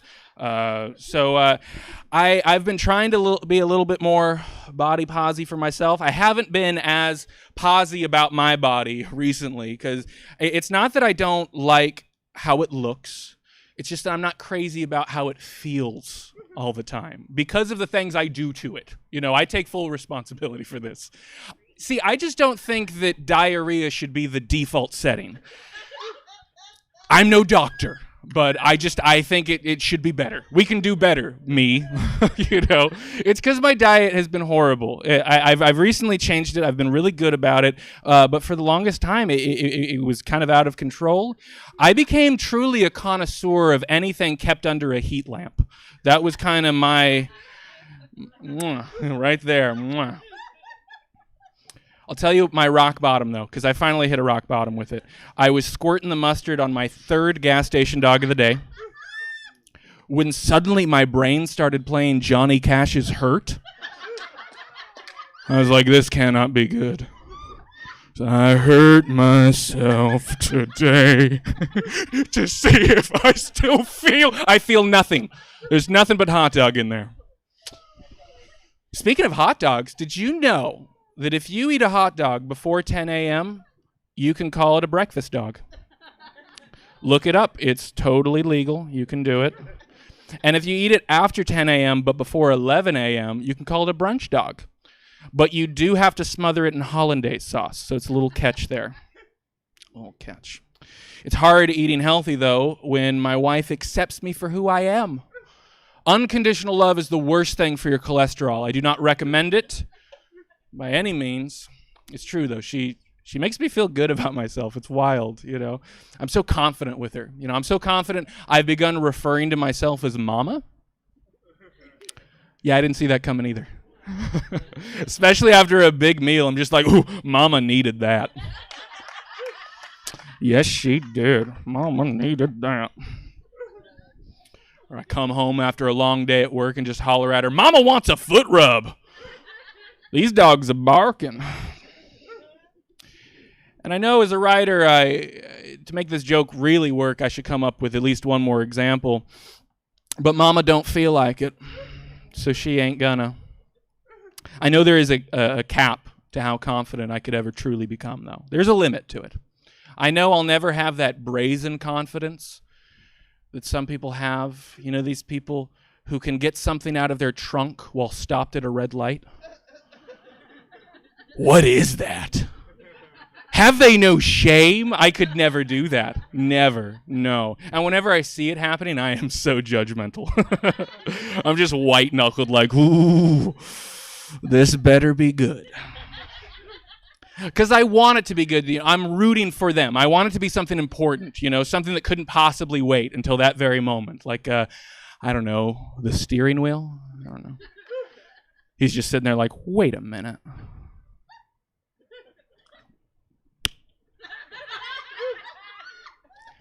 I've just been twisting the nub this whole time. That's why it's not going anywhere. I've been twisting the nub. It's never something important, though, is it? It's always something completely insignificant, like a backpack or a water bottle. Things that do not belong in the trunk. I'll say it. The trunk is where you put stuff to be dealt with once you arrive at your destination. Like groceries or a cop that saw too much. You guys are cool for laughing at that. Some people don't like that joke. I love that tag, and it'll never go away. I saw a bumper sticker the other day that was 5 guns above the words, my family. Tells you a lot about the driver, doesn't it? Led me to assume that man makes love to a rifle he calls his wifle. I'm no detective, but I deduced that, He also had a no fear sticker on his truck, which I found very dishonest, because he's clearly full of fear, you see. He lives and thrives upon fear, as do most with the no fear sticker, I think. In fact, I'd like to design a new sticker to be placed beneath the no fear sticker to make the whole situation a lot more honest to onlookers. So instead it would read, no fear, except intimacy. Because these men are not cuddlers, you guys. Daddy did not hug the no fear customer. I don't have that problem with intimacy, thankfully. If anything, I have the opposite issue. I'm a very clingy and needy lover, if you must know. And you must know. But I'm very lucky in that regard because I've married someone equally as codependent as me. And I think that's a beautiful thing. Truly, I do, Sometimes we'll just be lying in each other's arms at night, and I'll think to myself, who trapped who? And if you didn't laugh at that, you don't know what love is. That is a love joke. This has been a lot of fun, you guys. You've been a lot of fun. Have a wonderful night and enjoy the show. Corey Behringer. Give it up. Sticker design. Sticker design makes me think of all my hopes and dreams, but fuck all that. We're not here for that. Up next is a super funny human being. This human being usually fills up and absorbs and takes over burlesque spaces, is well beloved to you and many fans all over the world. Please put your hands together, warm your hearts and your minds, and make it move for cha-cha, cha-cha, cha-cha, cha-cha, cha-cha, cha-cha, cha-cha, cha-cha, cha-cha. Ooh, and then he wipes the mic down, like the strippers at the at the club. Hey, we're outside. The weather is gorgeous. I am wearing my emotional support glitter mini backpack. I am 36. All I know is that the size of it makes me feel young, and that's important to me. I'm just going to get real comfortable because it's story time. So I was excited that you asked me to do body positive work because that's kind of a big part of my whole shtick. It's a big part of the burlesque community, but also just a big part of my life. And so talking about it, soup's easy, really rolls out of me. Also because I have a body that wasn't always easy to be posy about.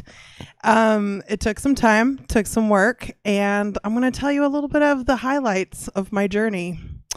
So when I was 9, 10 years old, hitting the water parks hard. That summer, every birthday party was at the water park. Now, I'm assuming most of you have been to a water park or have known someone of white trash descent. But it's pretty fucking intense, first of all. It's a real dangerous situation that they've got going over there. Like, I really feel many a times like the coronavirus was probably started in the Screamer at Wet and Wild Water World at the end of Exit 0. So I'm from a border town between Mexico and New Mexico. And the water parks there are about what you would imagine a water park at the border town of Ciudad Juarez, Mexico and El Paso, Texas. And it was pretty much the highlight of my existence as a child. And I wanted to enjoy it to its fullest extent.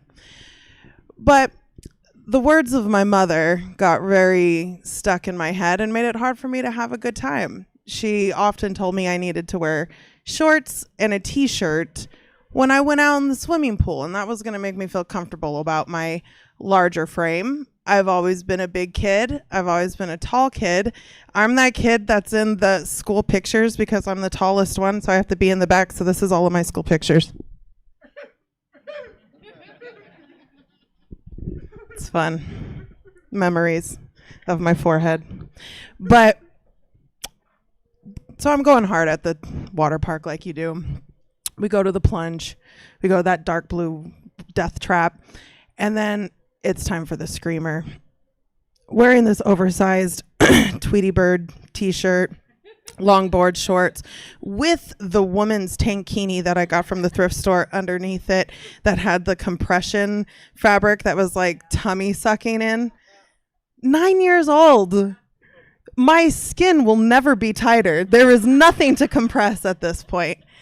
So I decided to go down the Screamer. And of course, that Tweety Bird oversized t-shirt that my mom made me wear literally became the moment where my little 9-year-old life flashed between my eyes. Before my eyes. Betwixt my thighs. And this shirt wraps around my head, around my arms. I'm trying to kick out of that giant forceful water at the end of the screamer. There was no scream, just fear. Pure, unadulterated fear. And you're tumbling in that water and you know it's full of piss. And you're just like, I'm 9 years old and I'm like, this is how I go. I die in a pool full of my peers' piss. And that's like probably the moment when I thought, you know what, I need to start accepting this. I need to start working on this, because that was not a body positive moment. That was a body positively terrifying situation that I never want to relive. And I get to watch all of those kids running around with their like little tube tops and, you know, their bellies are all out and they're just like, Mom, I want some hot Cheetos. I'm sitting there all covered up, trying to catch my breath, trying to deal with the fact that I almost died. So I'm already like stressed out little kid. I need something to relax. I'm trying to like learn how to enjoy my body. Fast forward about several years and I'm 16. I'm like, I'm going to start exploring my body. Feels good when I do this. Feels good when like we're trying to get to know ourselves. We're trying to learn to love ourselves. But I'm 16 and I realize at this point, like the Dumbo Disney children's shower head that I was using to masturbate with made me feel a little weird about myself. A lot of my childhood died using a Disney Dumbo shower head, because it was like the snout, the trunk, you know, and after a while then you put the trunk back and his like sweet little eyes were looking back at you and you're just like, ah. I was Christian at the time too, so it came with all that guilt too, where I was like, I'm sorry, I keep touching myself, Jesus. But that's a story for another day. We're talking about bodies here. And so, you know, I wanted to explore. I realized that maybe sticking things internally felt good.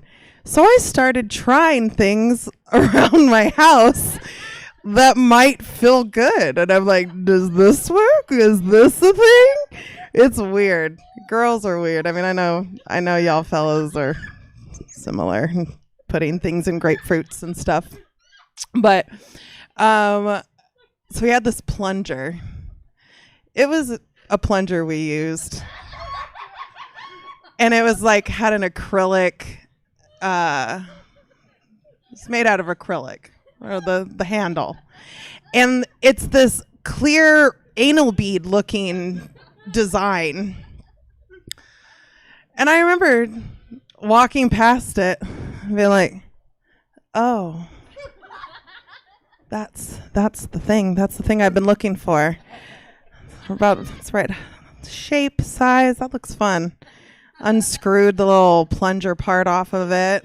So then I have this big clear wand that I was using as like a sex toy on my, like, I'd hide it underneath my bed.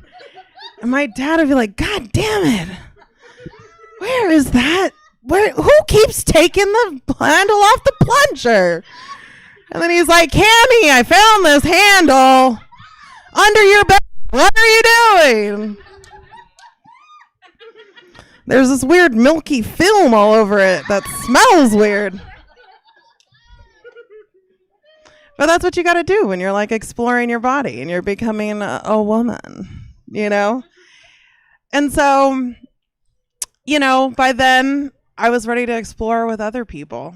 And that's kind of hard when you are dealing with self-esteem issues. You're dealing with your own body self-image.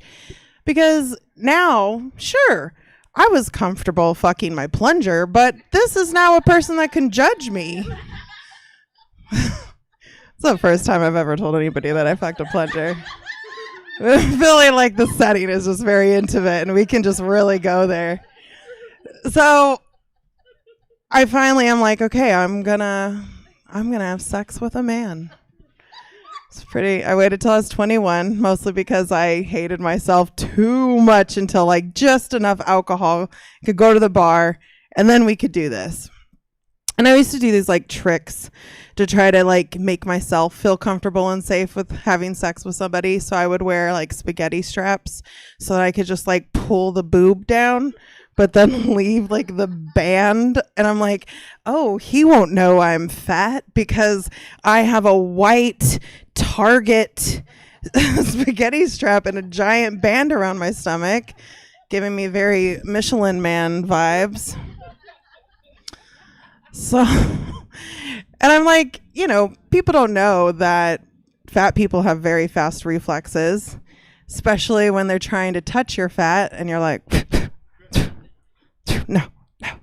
So I'm like playing this game of like, if he doesn't see it directly and if he doesn't touch me, I am Angelina Jolie. But as soon as even a hand ever so cups my belly, then an illusion is broken and I'm absolutely devastated. So I realized it was a problem because nobody wants to walk around with that weird, I mean, I'm telling you, imagine me full butt naked, but just a fabric band. It's like, this is my belly support. This is my supporter.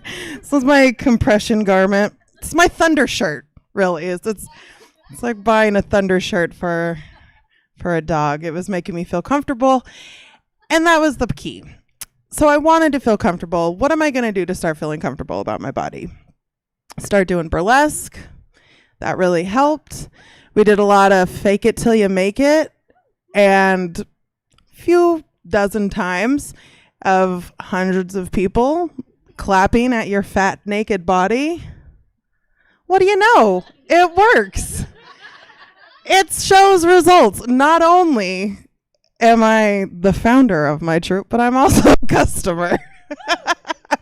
It has served me in so many incredible, beautiful ways. And I've definitely learned to love my body a lot more. But even that was somewhat of a journey. Now I'm thinking, well, I need to shave everything. I'm going to be wearing these tiny underwears and I got to make sure, okay, I'm okay with my fat body, but now we can't have hair because for some reason looking like a 12-year-old girl is what's sexy. That's very gross. Mucho gross. But I was feeding into the same mentality. I was just as bad as everybody else. And so I decided we're going to shave it. And we're not going to use a fresh razor because who needs those? Let's use that one that I don't know how long it's been in my shower. It is a little rusty. It had some color to it. I like my razor blades with the tinge of burnt sienna along the edge. And maybe some other old hairs just hanging out. So I shaved. It didn't do a good job, clearly. So I was like, you know what I need?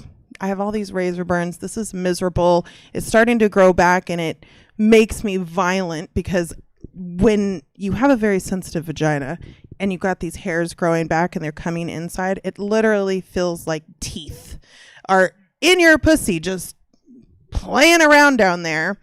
So I had this really late night idea that I was going to get Nair, you know, like fuck the razor blades. Let's get some Nair. Spread that shit on my whole thing, the whole kit and caboodle. And then I thought, you know what? I'm Mexican, I'm Puerto Rican, I have some thick hair. It says to do it for 3 minutes. I'm going to do it for 6 and really make sure we got it good. As I go in the shower to wipe it off, I realize, sorry, I'm having PTSD. I'm starting to wipe this thing off and like a layer of my skin is coming with it. You still have to wear clothes and shit all over that while it needs to heal. So it starts just creating this very, very graphic, very, very painful situation. And it has you questioning how fucking much we should really be caring about our hair, about our weight. And this was just yet another example of something I needed to get over, something I needed to work on. So obviously I never did that shit again. I did randomly do it to another woman who I thought it wasn't good for me, but maybe it'll work for you. So I didn't learn my lesson completely, but now I'm 36 and I don't mind my hair. I'll go do burlesque with a little side chaunch hanging out. It's great. We love the side chaunch, living for it. I don't mind my body. We're feeling pretty good about that these days. Is it 100% all the time? No. But it is at a functional level that allows me to live the life that I want to live. So I'm super proud of myself for getting there. And then Cardi B decided to do a song about wet ass pussies. And now I got a whole other fucking thing that I need to be concerned about. And we have this pandemic, so I don't get laid for like ever and ever and ever. And now I finally meet some young gentlemen on the Tinders, and we're ready to have sex. And this was only a couple weeks ago. So we're in the hot weather on my cheap ass bed. And it wasn't great. I mean, it was average, and I'll take average after like a year of not having sex. Like, it wasn't the plunger, so it was better. It was better than the plunger stick, but it wasn't great. But he has me get on top, which always has me a little stressed out, just because there is a lot going on up here. If I'm not wearing a bra, now we're talking about like the back pain that comes from just like the lack of support for me trying to jump on your shit. And I'm getting hot. And as I've gotten like older, I feel like I get hotter and hotter. Like I can't fucking regulate my temperature like I used to. And I sweat like crazy. So I'm riding on top of this guy. He is like having a great fucking time. I'm pretending to have a great fucking time. And he's like, oh my God, you're coming all over me. It's everywhere. I could feel it. You're coming. You're come all over me. And I'm thinking of there like, that's weird because I don't feel like I'm orgasming all over your body.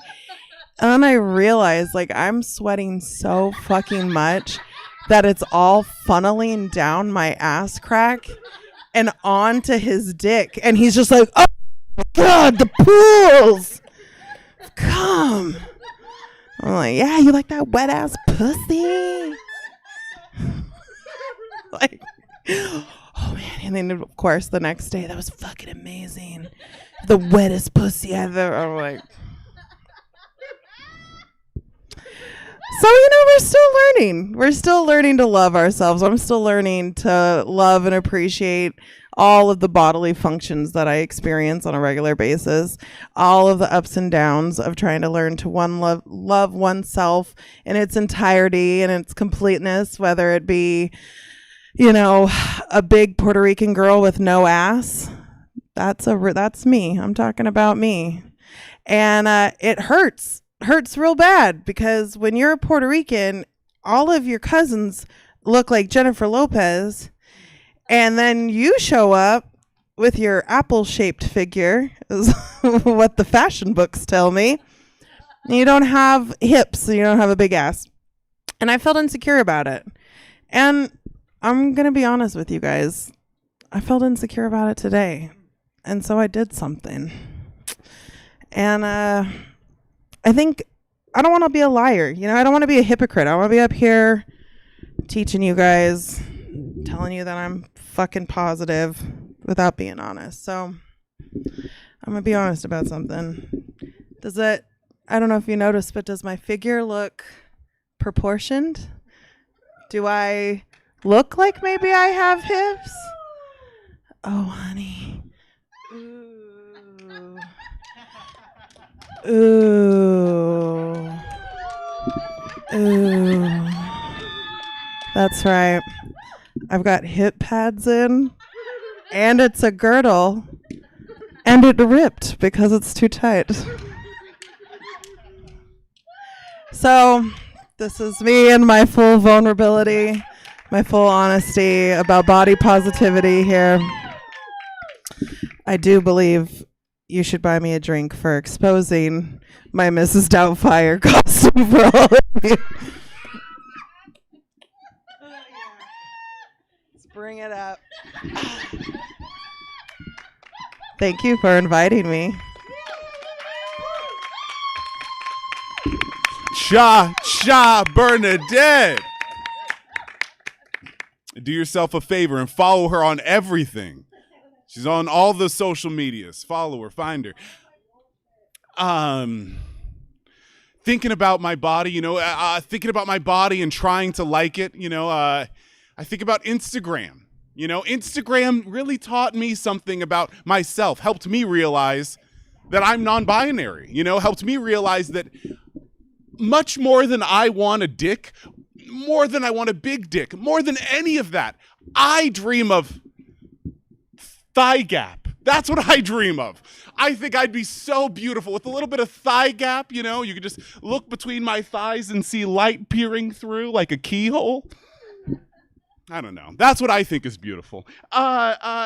This next comedian coming up is a buddy of mine who I've enjoyed his comedy so much. I used to produce a comedy show called Imported Comedy, an all immigrant descendants of immigrant people of color special comedy show that was just greenlit to be a show for Capital Public Radio.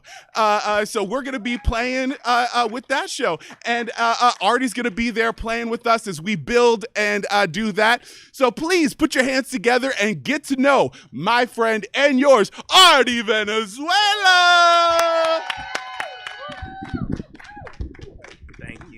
Thanks. Please keep it going for Derek, everybody. You want your list? There you go. Okay. Hey, how's it going? Stab, Bodi Pozi show. That was great. Keep it going for Cha Cha. That was revealing at the least. That was, not gonna lie, I was debating wearing my Spanx too, man.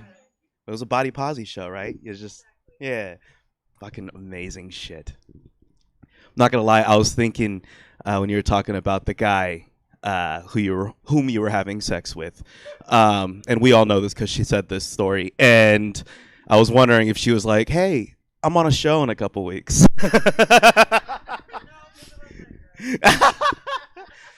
Poor him. Didn't get to enjoy the show. Okay. Well, I'm Artie Valenzuela. Thanks for coming out. I'll say it right now. I'm 5'3", and you know it's true because that's not a number you lie with. I don't even think it's like an option on Tinder. Like it's like you're just. I actually haven't used Tinder. It's nice hearing about Corey's wife. I'm married as well. I just got married. We're about to have our first anniversary coming up too. Thank you, man. Pandemic weddings, baby. We were able to cut that shit out, huh, Corey? No one's invited. Yeah, man. Weddings are a good idea right now. You know. Another thing, I just got local too. We bought our first house. I'm in Sacramento, man. I do comedy out in Sacramento, but I've been driving out from the Bay. So I'm finally local. This was a 20-minute commute. It was beautiful. It's been great though, man. We just got into our house and we're moving in, and it's weird. I get insecure about my height. You know what I mean? Like, I'm 30 years old. I'm not 12. You know, I feel like I got to make the distinction. I know I got the beard, but I had it at 12. So it's like, but I was sitting outside in my driveway, right, moving shit in. And our next door neighbors are what my realtor called studio gangsters. You know, these SoundCloud looking motherfuckers, dude. They were wearing hoodies. It was 95 degrees. I'm from the Bay, man. We wear hoodies and shorts, but it was 95 fucking degrees. And I started trying to puff up. Are you guys tall? You're tall? I know you're tall. You're fucking sitting, dude. I don't ever have that much bend in my knee when I sit. I envy your bend. I started puffing up, man. And I was like trying to look hard. Then I realized I'm moving my shit into my house. All I have is like Disney memorabilia. There's like a fucking Stitch in my bag. But I'm trying to like puff up. I don't think they were impressed. I am Filipino, though. You guys know what that is? Yeah? Are we familiar? Good. I was worried. I'm alone. Had to make sure. But I grew up idolizing this guy, Manny Pacquiao. Do you guys know who? Yeah. Fuck yeah. That's the response I need. He just retired. Did you know that? Not many people cared.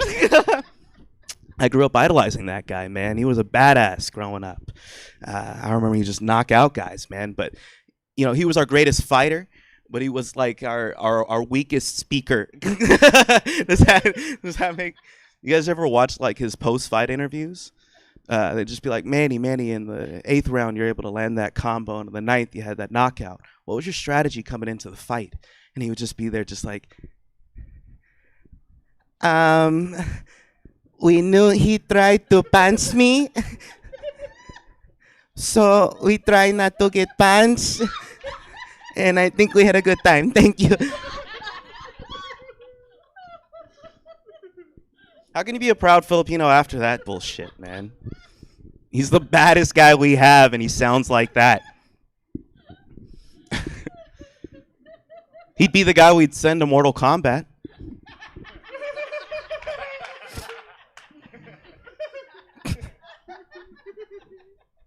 Could you imagine? If you're like, your soul is mine. He just,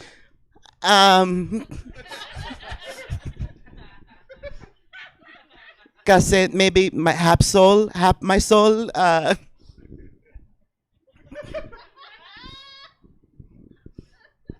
You know he's a senator? That's the correct response. He's a leader. He leads.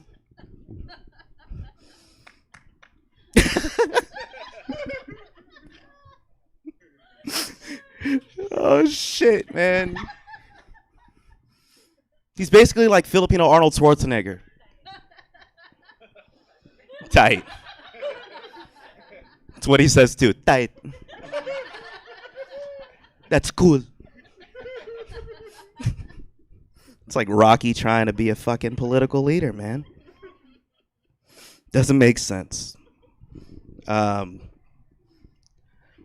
tell you guys about my first fight.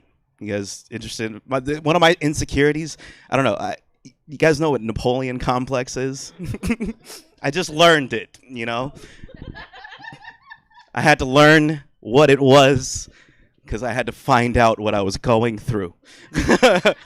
But it's, if you guys don't know, it's basically someone where Napoleon Bonaparte, he was a political leader, but he was a little shorter. You know what I mean? And he didn't like people being taller than him, and it made him just want to be more powerful, and that's what led to the tyranny, right? So I looked him up, and I found out Napoleon Bonaparte's 5'6". So I'm 3 inches shorter than the guy that it was named after, man. What the fuck do I got? I'm gonna name it, man. It's fucking Artie complex. Just gonna go through it on stage. I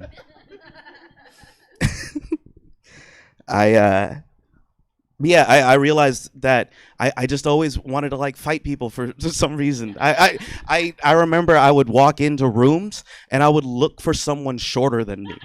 Like I just had to find one, you know? And it's that bullshit when you walk into, I remember walking into a club, dude, and I would just be like, you know that short bullshit where it's like, that's 2 inches. And they don't know that I'm on my toes because no one looks that low. No one's looking to see if you're on your toes.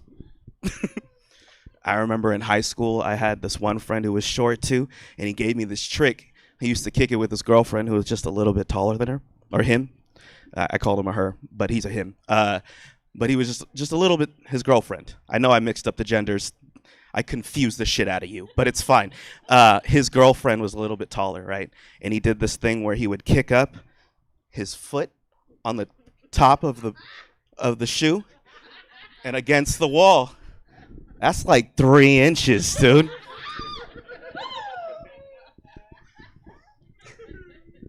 You want to know a short thing, dude? When you start talking about inches. In a couple of different ways that can translate, I know, but it's a thing where inches matter. In the short game, inches matter. I remember, what was I going to talk about? My first fight. Yeah, it was in grade school, right? I was like a new kid, right? And I remember I was new in class, and I just wanted to fit in, and I would walk into class, and I did my thing, and I looked for someone shorter than me, right? And I looked, and I finally found one, David Villamarin. You never forget your first, all right? And I remember I was so juiced because I was finally able to give this guy all the shit that I was getting growing up, right? I remember finding him. I was like, hey, little guy. I was like patting him on the head, leaning on him when I was tired, you know? When he wanted to grab something from the top shelf, I'd be like, you want me to get that? You know the shit you do. Tall guys do that shit, man. That's such a tall guy move. I remember David, we were talking about martial arts. You know, as kids do, talking about Teenage Mutant Ninja Turtles. And it led into him saying that he knew Taekwondo, and I was like, yeah, me too, and I didn't, right? And he was like, I'm an orange belt. And I was like, oh yeah, I'm like purple or some shit. And and I just knew that was Donatello, you know? And I remember he was like, oh, do you know this move? And I was like, yeah, I know all these moves that the regular sized kids know. And he grabbed the back of my head and he kneed me, right? Yeah, dude. I was just in shock. It was like some short Highlander move. I just kneeled down like, you're the one. I remember my dad had to pick me up after, and he was super cool about it, man. He just like walked into the office and he looked at me and I was like crying, and he was like, hey, you're not gonna win them all, right? And he walked up to the office lady and he was like, hey, where's the big bully that picked on my kid, right? And I remember David was still in the principal's office, and he was sitting down, and when he got up, his head didn't move. You guys, he was sitting down, he was just like,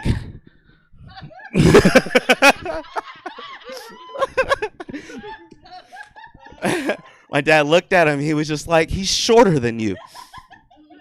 Went home, told the whole family, man, you know, short guys do that shit, dude. They tell you about fights. He's like, already got beat up by a kindergartner. It was embarrassing, man. I remember that year, me and David became like rivals, right? We didn't fight, but we would just compete. Like I would beat him in football, he would beat me in basketball. We would both lose at tetherball. You know, you know that shit, dude? That's a tall guy. We're just like, you win. Fuck, dude. Let's play Foursquare. That's my shit. It's more lower to the ground. I remember at the end of the year was my birthday, right? I'll end with this guy. At the end of the year was my birthday, and we had this like crazy idea of having like a bouncy house. You guys remember those from back in the day? And my family, they were weird, man. They were like, let's have a tournament, like a fighting tournament in the bouncy house. And I remember throughout the whole night, they were like trying to get fighters. Like all my friends that I invited over, they're just like, hey, you want to go fight in the bouncy house? And they were like, nah, it's cool. We got the sock and boppers. You know the sock and boppers? They're more fun than a pillow fight. I remember at the end of the night, there was like a main event. It was me against, it was non-sanctioned, all right? There was no record. It was a main event, and it was me against David Villamarin. It was the Mighty Might Fight Night of 99. And I remember it was a battle, man. We were doing that little kid shit when you fight, you know that? That's that little kid fight, man. And I hit him with the reverse. And I remember I hit him with an uppercut and his head didn't move. It was like that Sierra video. You remember that shit?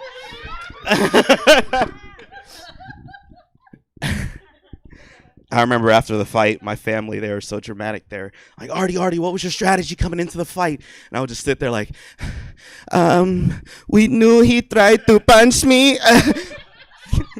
I'm Artie Valenzuela. Thank you very much. Keep it going for your host, Derek. Thank you. Woo! I like that. Artie's a fucking cutie, man. Ooh! I you know, and a fighter, and he could stick up for me. You know, I can be a target for a bit of bullying. You know, I could use a little cutie to stick up for me. Yes, to look up to as well. Artie may not have told you, but if you can catch him after the show, he'll show you his tattoo. It's right. He has a tramp stamp. More fun than a pillow fight. It's on there, and it looks good. This next comic coming up to the stage, I was a big fan of listening to Doug Loves Movies and hearing him pop up. And then I met him at an open mic, and he was a really sweet, really nice guy. You know, people that are nice to you and also doing big shows just makes you feel like a real person. And you know what, people? I'm a real person, and so are you. Put your real hands together for my friend and yours, Jordan Guttelbaum. I blacked your name up real hard, didn't I? Oh, that's too much. Jordan Quattlebaum, how you guys doing tonight? Man, body posi. I really like the message with this body positive. I'm very not body positive at all. Like, when you look like me, you can't. Like, I look like an emo Ed Sheeran. Like, it's hard. Like, I look like a rejected Jonas brother, dude. Or Steve from Blue's Clues, except I ain't got no clue what I'm doing in my fucking life. Like, dude, I look like the American version of Austin Powers, except my teeth aren't fucked up and I like getting pussy. Like, it sucks, man. But a little bit about myself. I'm actually a 2-time cancer survivor, which is like a pretty thing. Thank you. Well, 3 times if you count my bitch ex-girlfriend. She says Geminis are toxic. But, you know, like, yeah, I had it twice, man. I like how they say, like, I'm a 2-time cancer survivor. Like, I'm getting points for getting cancer. Like, if you get 5 cancers, you get a free dessert. Like, no, like...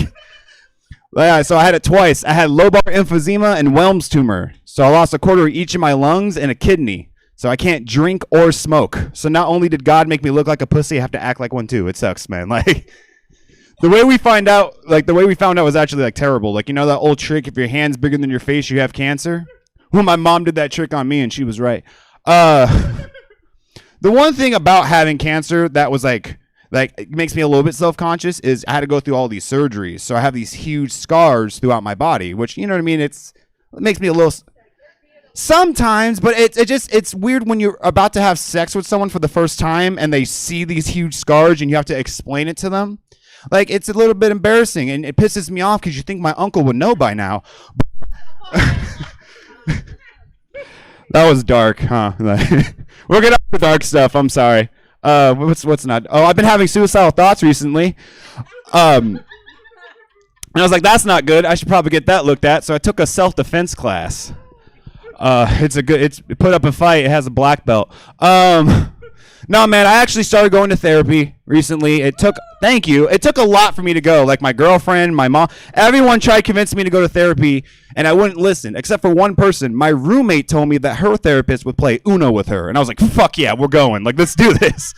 But then I realized you can't play Uno and solve problems. You can't. It causes problems. Like, have you played with I have cousins I don't talk to till this fucking day because they beat me in Uno. Like, how are you going to help me with my mental health shit? Just being like, all right, Jordan, I understand you've been having suicidal thoughts. Why do you think that is? By the way, draw 4. I'm like, bitch, that's why I'm having suicidal He's like, all right, Jordan, you need to be real here. You need to open up to me. I'm like, skip. Like, he's like, come on, tell me about your problems. I'm like, tell me about your problems. He's like, well, my wife's been kind of distant recently. Then shit gets real dark, right? Gets to the darkest part of the therapy. He's like, you need to be real here, Jordan. How many times were you touched as a child? And that's when I start crying. I'm like, ooh, no. You know what I mean? I said a joke, and this woman actually came up to me after the show, super concerned. She came up like, hey, I just want you to know you're so brave for making something like so traumatic, like into comedy. And I was like, ma'am, it's comedy. I was touched way more than once. I was a cute kid. Just ask my uncle. But man, dude. Life's been going good though. Just moved out of my parents' place with 2 girls. So yeah. I know what you guys saying. You're like, Jordan, no, it's not. They both find me disgusting. It sucks. One was my girlfriend, but that's besides the point. The point is nothing's happening. Like, you would think from living with 2 girls, you'd be like a player, like slinging pussy. But I think I'm becoming more gay by living with 2 girls. Like, have you guys smelled incense? That shit smells so fucking good, dude. I be lighting incense now. I do the face mask, the bath bombs. I pee sitting down. It's a good time. It was actually funny when we first moved in because my roommate looks at me and my girlfriend. She's like, I better not hear you and your girlfriend moaning all night. And my girlfriend's like, oh, trust me, you won't. I was like, oh, I see how it is. She's such a handful, man. I love her. I've been with her for almost 5 years. She's great. You know what I mean? If you don't butt heads with your significant other, it's not love. You know what I mean? Like, she says I'm immature because I still sleep in a race car bed. Like, I'm not getting rid of that shit. I just paid the registration. And if you ever have sex in a race car bed, let me tell you, it's the best feeling in the world because you're telling me to go faster. I'm like, bitch, I'm not trying to get a ticket. The fuck? You need to calm down. All I know is I'm going to leave some skin marks afterwards. That's all I'm saying. Saying she doesn't like the race car bed, but she's over here trying to fuck Fast and Furious. It'd be even weirder if she was like Dom, like, we're family. Oh, man. But no, I almost didn't make it out here tonight, actually, because me and her are actually expecting. So it's pretty, yeah. To break up soon. I'm kidding. She's great, man. It's just we can bump heads so much. Like, for example, she gets mad at me all the time for always being on my phone, but not to like what you would think. Like, she gets mad at my phone as if it's another woman, Like, she'd be like, why don't you look at me the way you look at your phone? I'm like, look at you the way I look at my phone? What, you want me to do this? Just like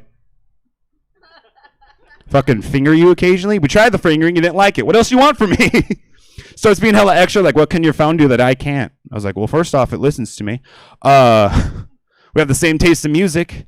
Unlike you, my phone actually does know it all. It doesn't need a 30-minute back massage to be fucking turned on. Am I saying? Like, it's just fun, man. Like, she's so fun, but like, I always like gotta be grateful because I've been in some shitty relationships. I'm sure a lot of you have. Is there couples here tonight? Anyone? Are you guys a couple? No?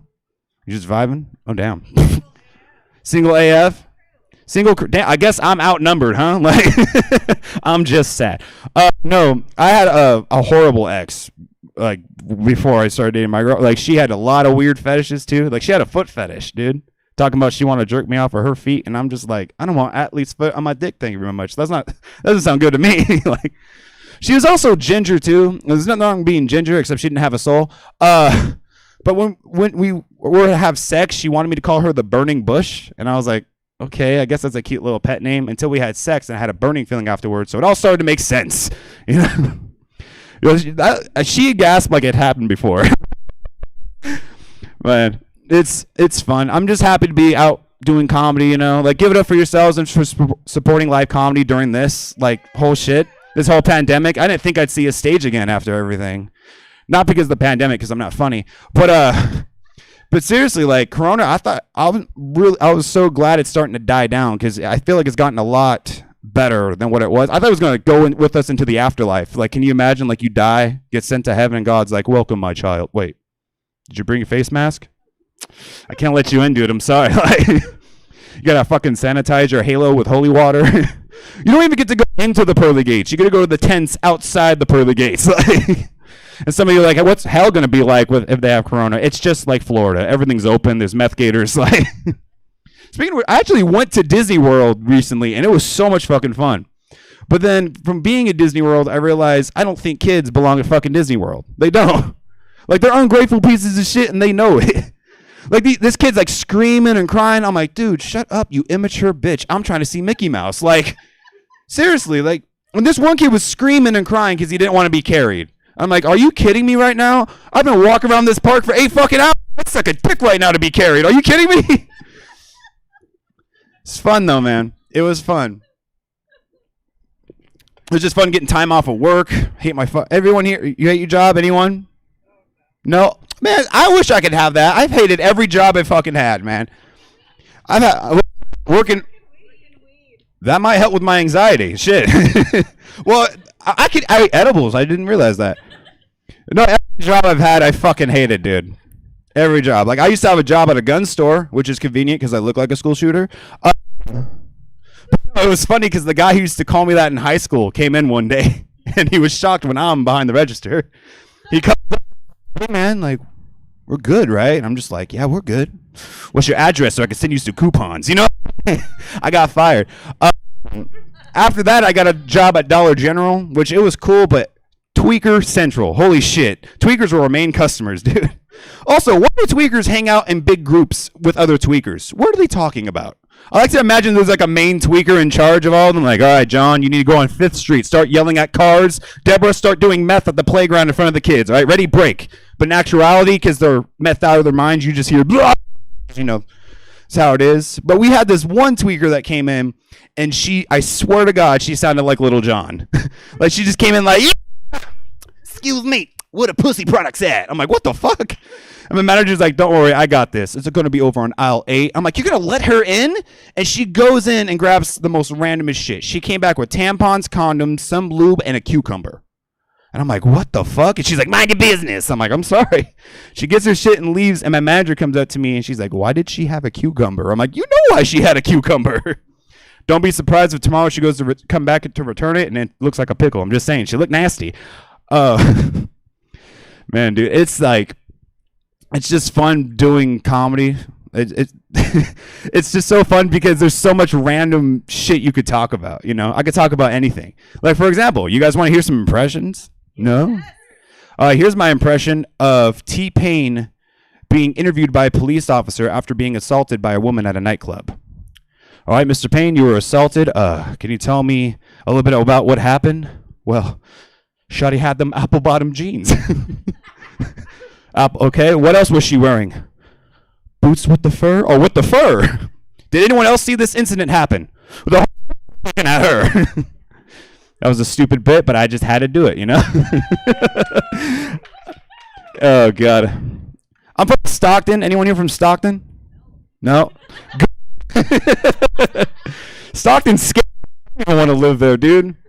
A lot of gangsters in there, man. A lot of gangsters. It's scary, dude. Like, I think it's weird that gangsters are these guys that like fuck the rules and all this shit, you know what I mean? But if you don't follow our dress code, you're in trouble. Like, you know what I mean? Like, I don't get that.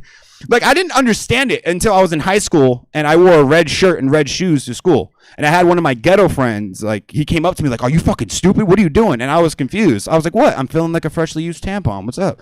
And he's like, you're going to get shot, dude. And I'm like, oh, damn. Like, I didn't realize it was that extreme. Like, some gangster guys are hardcore, like to extreme. Like, you know who the most hardcore gangster guys are? The ones on bicycles, because they don't give a fuck about their own lives, let alone yours. Like, think about it, because gangsters would do drive-bys in cars, right? It's fast and it's convenient, and they have a little bit of protection. But a gangster on a bicycle, they have no fucking protection. They're not wearing helmets. Like, can you imagine that? Like, this dude killed my whole family. He don't know what's about to happen. He's about to fucking die tonight. Putting on shin guards and a helmet, that's not gonna work. It's actually funny because I was driving down the street and I seen this gangster looking dude walking, like looking hard as shit, but he had a box water in his hand. I'm like, you can't be a thug and also care about the environment, you know? Like, but then I started thinking, what if they had gang members that were like hardcore, like cared about the environment? I think that'd be awesome. You know what I mean? Like, instead of them driving in lowriders, they drive in Priuses, you know? They carpool when they do drive-bys. And the Prius have to have the hydraulics, you know? Like, it has to. Man. I don't know what else you guys want. I'm trying to do different shit. It got a little quiet. I think I lost you with the gangster stuff. It's new stuff. I apologize. This is a long-winded way of me saying this is a GoFundMe, okay? I'm doing a GoFundMe. I want to start my own business. Who's with me? I want to open up my own strip club, okay? It's going to be on a boat. We're going to call it Motorboating Motorboats, okay? It's going to be pirate themed, and I'll wear an eye patch. Not because it's pirate themed, but because I got a little curious what was inside of a glory hole, you know? Like, and all the girls we hire will be dirty as fuck. Some of them will even let you put it in their poop deck, you know? Like, most of them will have crabs. Gangster music, nice. And the boat is going to be just like the Titanic, you know? Because it most likely will get taken down by ice, you know? Thank you. It is stupid. That's my act in a nutshell. It's just stupid. Oh man. It's like back onto like my girlfriend stuff. I love her because of how goofy she is, you know? Like one day we were in Stockton at Target and I hear her scream from like 3 aisles over and I'm like, oh, she did. You know, it's Stockton. So I go over there, I'm like, what's wrong? She goes, babe, they have glow in the dark bath bombs. I'm like, you fucking screamed for that shit? She goes, hear me out. If you take a bath in it where your dick glow in the dark, and I was like, throw that shit in the basket. I gotta know. Like, fellas, dude, imagine if your dick glue in the dark. Your dick would literally be a lightsaber. You could roll Star Wars just being like, the Force is strong with this one. Hey, you turn her over, that's the dark side of the Force. And for you weird motherfuckers, you could be like, Luke, I am your father. Being over there like, bend over, you will. You know, like, fucking... Oh man, it's like fun because she's also a huge cat mom. Like we have 2 cats and she's obsessed with them, dude. Like super obsessed. Like literally I came home from work one day and she threw attitude at me and I was like, what did I do? It's because I didn't make a post about my fucking cat on her birthday. Like my cat don't have social media. It ain't got no thumbs. Like why do I got to make a post about it? You know, like she's so obsessed with them. Like she got mad because when we go to bed at night, we have to shut the door. And they scratch our fucking carpet. So it's like, what are we supposed to do? We got one of those electric mats. You know what I mean? So when they walk on it, it shocks them, which I know it's kind of fucked up, but it's all we can do. But it's also kind of funny because, like, imagine going to bed at night and then fucking you're in the middle getting frisky and then you just hear outside the door. It's fantastic. That wasn't my first idea. I wanted to give the cats to our Asian neighbor across the street, but it works for a shelter, you racist. Man. But one thing I try to do from being with my girlfriend for the last 4 or 5 years is we try to do things to spice up the relationship. You know, you always got to try new things. Like sex wise, we tried doing different. Like for example, I bought us one of those big tubs of Gatorade, like you see at football games. That way, whoever makes the other one come first gets dunked on with the Gatorade. It's fantastic. But sometimes it takes a lot to convince her to want to have sex. You know what I mean? Like you got to convince, you know what I mean? You got to be very convincing, like be a sex salesman. Just being like, if you suck my dick right now, I'll do the dishes absolutely free. You know, shit like that.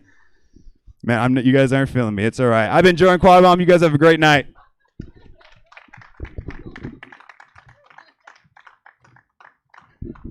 Thank you, Jordan.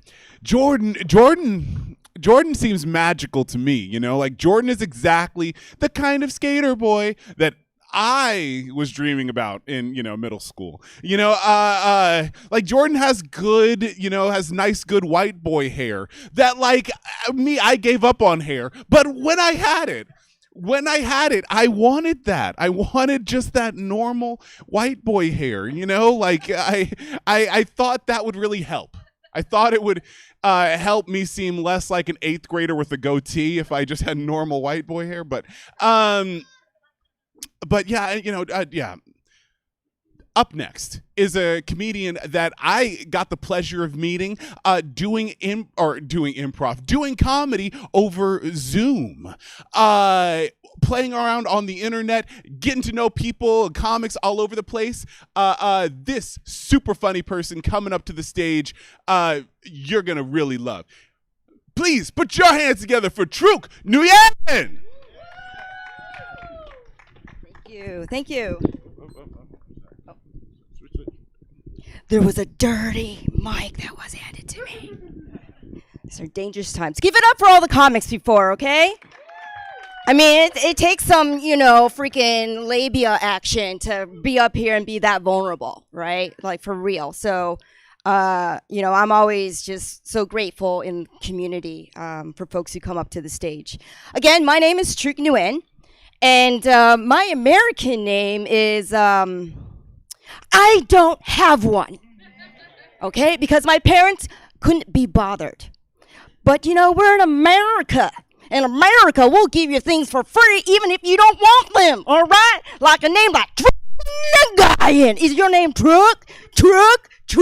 Or is it Truth? Oh, Trudy? Or, oh, I'm sorry, is your name like Truth? Oh, my God, that's like so honest.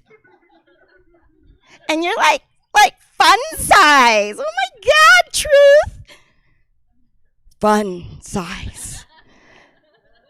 The only part of fun that I bring is the FU. And speaking of FU, so I do live in the Bay Area, San Francisco Bay Area. And it's also known pretty much everywhere else as the gay area, right? Maybe not. I'm hearing science and I'm like, what? I didn't know that. Well, it is. And here's the thing. When you look like me, and this is going to come off wrong, I get really offended when people think I might be just a little gay. Do I look a little gay? Thank you for sharing your opinions. You would be wrong. I'm not just a little gay or just so gay. I am hella gay, okay? Like hella freaking gay. I'm so gay, I stopped putting real meat in me, you know? I mean, that's the thing you do in the Bay Area, right? Eating clean. Whatever, I like to consider myself a vegetarian, you know what I'm saying? Any vegetarians in the house? Any vegetarians? I saw one hand, and I always feel bad for the men who don't raise their hands, because you have no idea what you are missing out on and up in your game, okay? Just giving you a little free advice there. Sometimes you might want to talk over a hot dog, that's all I'm saying. Right? Fair enough. So if it isn't obvious to you already, I'm from the Far East. And when I say Far East, I mean Connecticut. Yeah, Connecticut. And my hometown has a nickname called Clanchester. Yeah, Clanchester. It's okay. Everyone's welcome, Fly your American flag. Fly your pride flag. Fly that other un-American flag. Kumbaya, everybody, in a small time in America. And here's the thing. Growing up in Clanchester, in my time, people of color only meant one thing. It meant that you were black. And that is it. There was no other descriptors. There were no other discussions around race or any other identity. So, I thought I was white. Guess what? I'm not white. Shit. And it gets into your mindset, It's like when you have that wake-up call and it's like, maybe I'm just not Asian enough. Maybe I'm just anti-Asian. I don't know. There's a few reasons why I think that I might be anti-Asian. One, I fucking hate rice. Hate rice so much. I mean, even when I was a little kid, I hated it. And I always get some pushback from Asian people especially, and even actually anybody. Because it's like, you should eat rice, because look at you. I'm not like accusing white people of like, you shouldn't eat bread. Look at you. Like you should not like bread. Look at you. It's ridiculous. Second of all, I am an amazing, astounding driver. I only flipped 2 cars off the highway, okay? 2 cars, that's it. Nobody got hurt, no property damage at all. And this one time when I was telling this joke, actually, and one of my friends is like, does your life flash before your eyes when these cars go off the highway? And I thought about it, and I was like, What I do remember, in these incidences is that what came in front of me was bills. Because bills is what is the price for surviving life, I was like, how much is this going to cost me if I live? Is anyone going to sue me? Please, maybe I'll die. I won't have to worry about the student loans. That is what's going through my mind as spinning through the air, Real deep stuff. Third, I dated outside of my race, okay? I dated white dudes. Yeah, where's the sympathy, okay? Where is the sympathy? For them.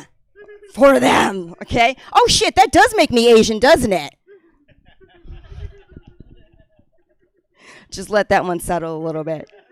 It's okay. White is all right. I'm not a hater, but you got to worry when you start throwing in the pride part. You know what I'm saying? Um, Thank you back there for that. And because we're just talking about easy things right now, I thought to myself when I woke up, life is too easy for me. I think I need to challenge myself more. You know what I'm saying? And what better way to make myself feel good by I don't know, let's pick a fight with a child.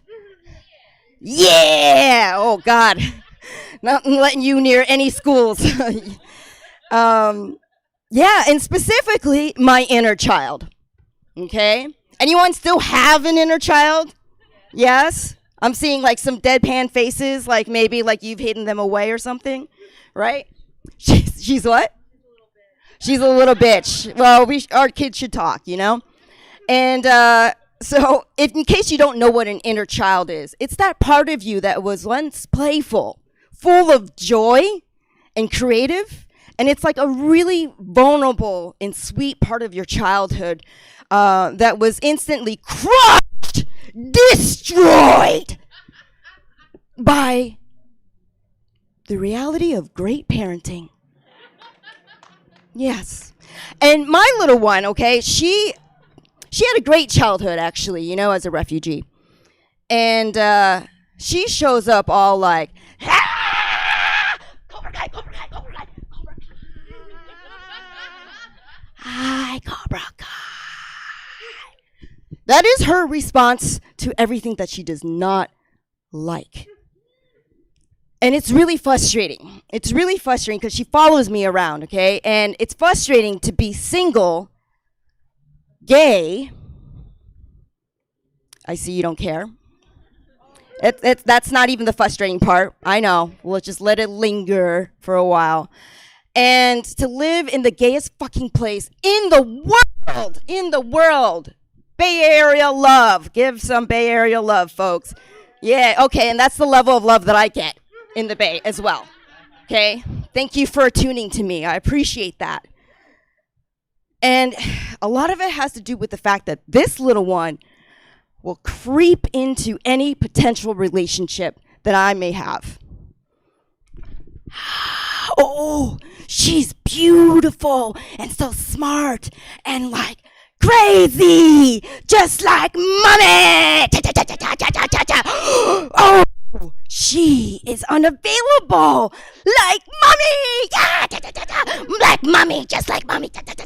No, not like mommy, okay? I am the mommy. I am my own mommy. Ugh. And I want to sometimes, just like, ugh, why do you exist?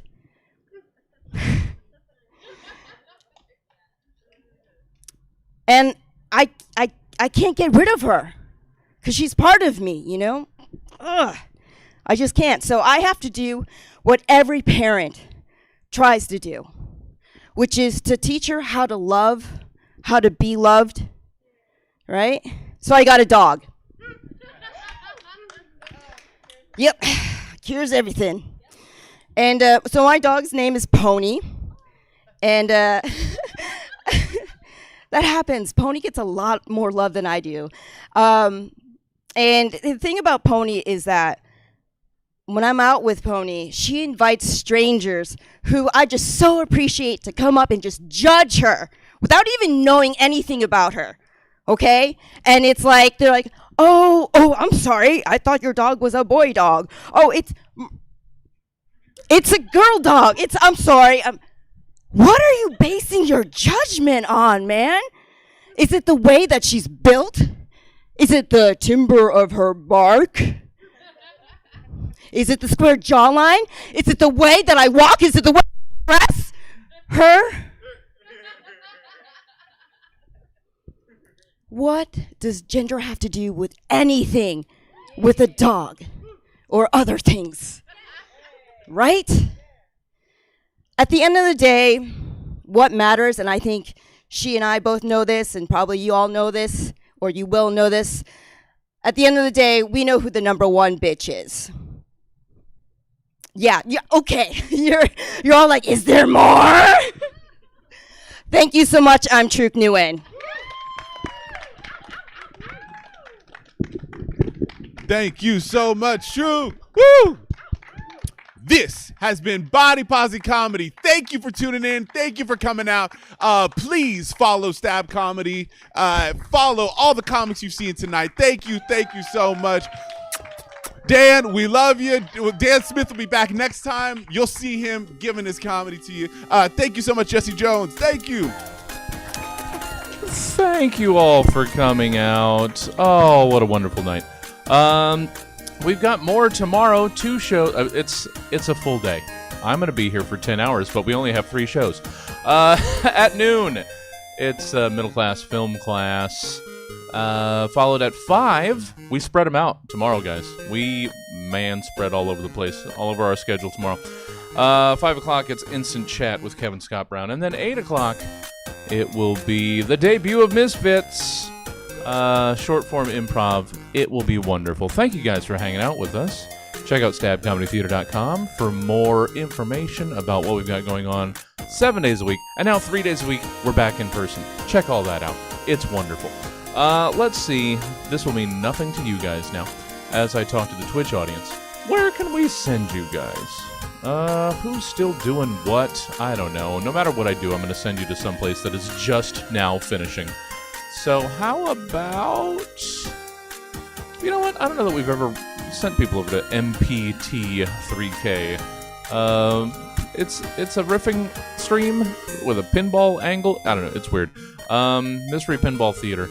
Check them out. I'm going to send you guys over there. I will see you here tomorrow starting at noon. That means I have to get up soon. So hold on for the raid. See you guys tomorrow.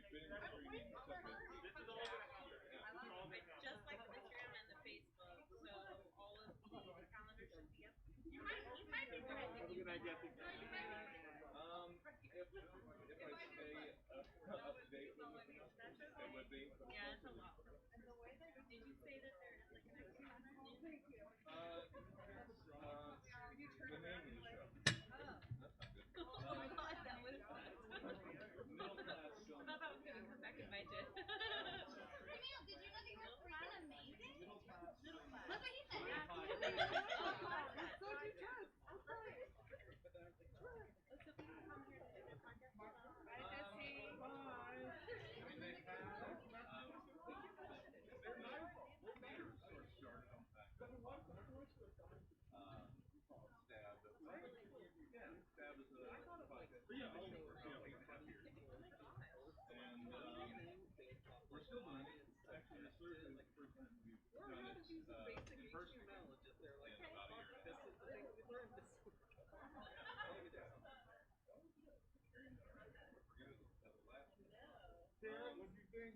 I love it so much. I was just asking him a bunch of questions. Sorry, I was like, don't hit my elbow. I fell on my ass. Yeah, I got dragged. No, it's fine. I got really shit faced. And my friend was trying to drag me home because I'm too heavy for him to pick up. I like your honesty. I'm just being so honest. I'm not gonna lie anymore. Like I've lied my whole life. Like. Do you already have a lie for that wound? You know, do you have a lie to No, I don't lie anymore. Like, the last time I told him I went 50 days without drinking, and this was my first time drinking in 50 days, so all was pretty lightweight. I got fucked up really fast. It was gin and tonic all night. Oh, nice.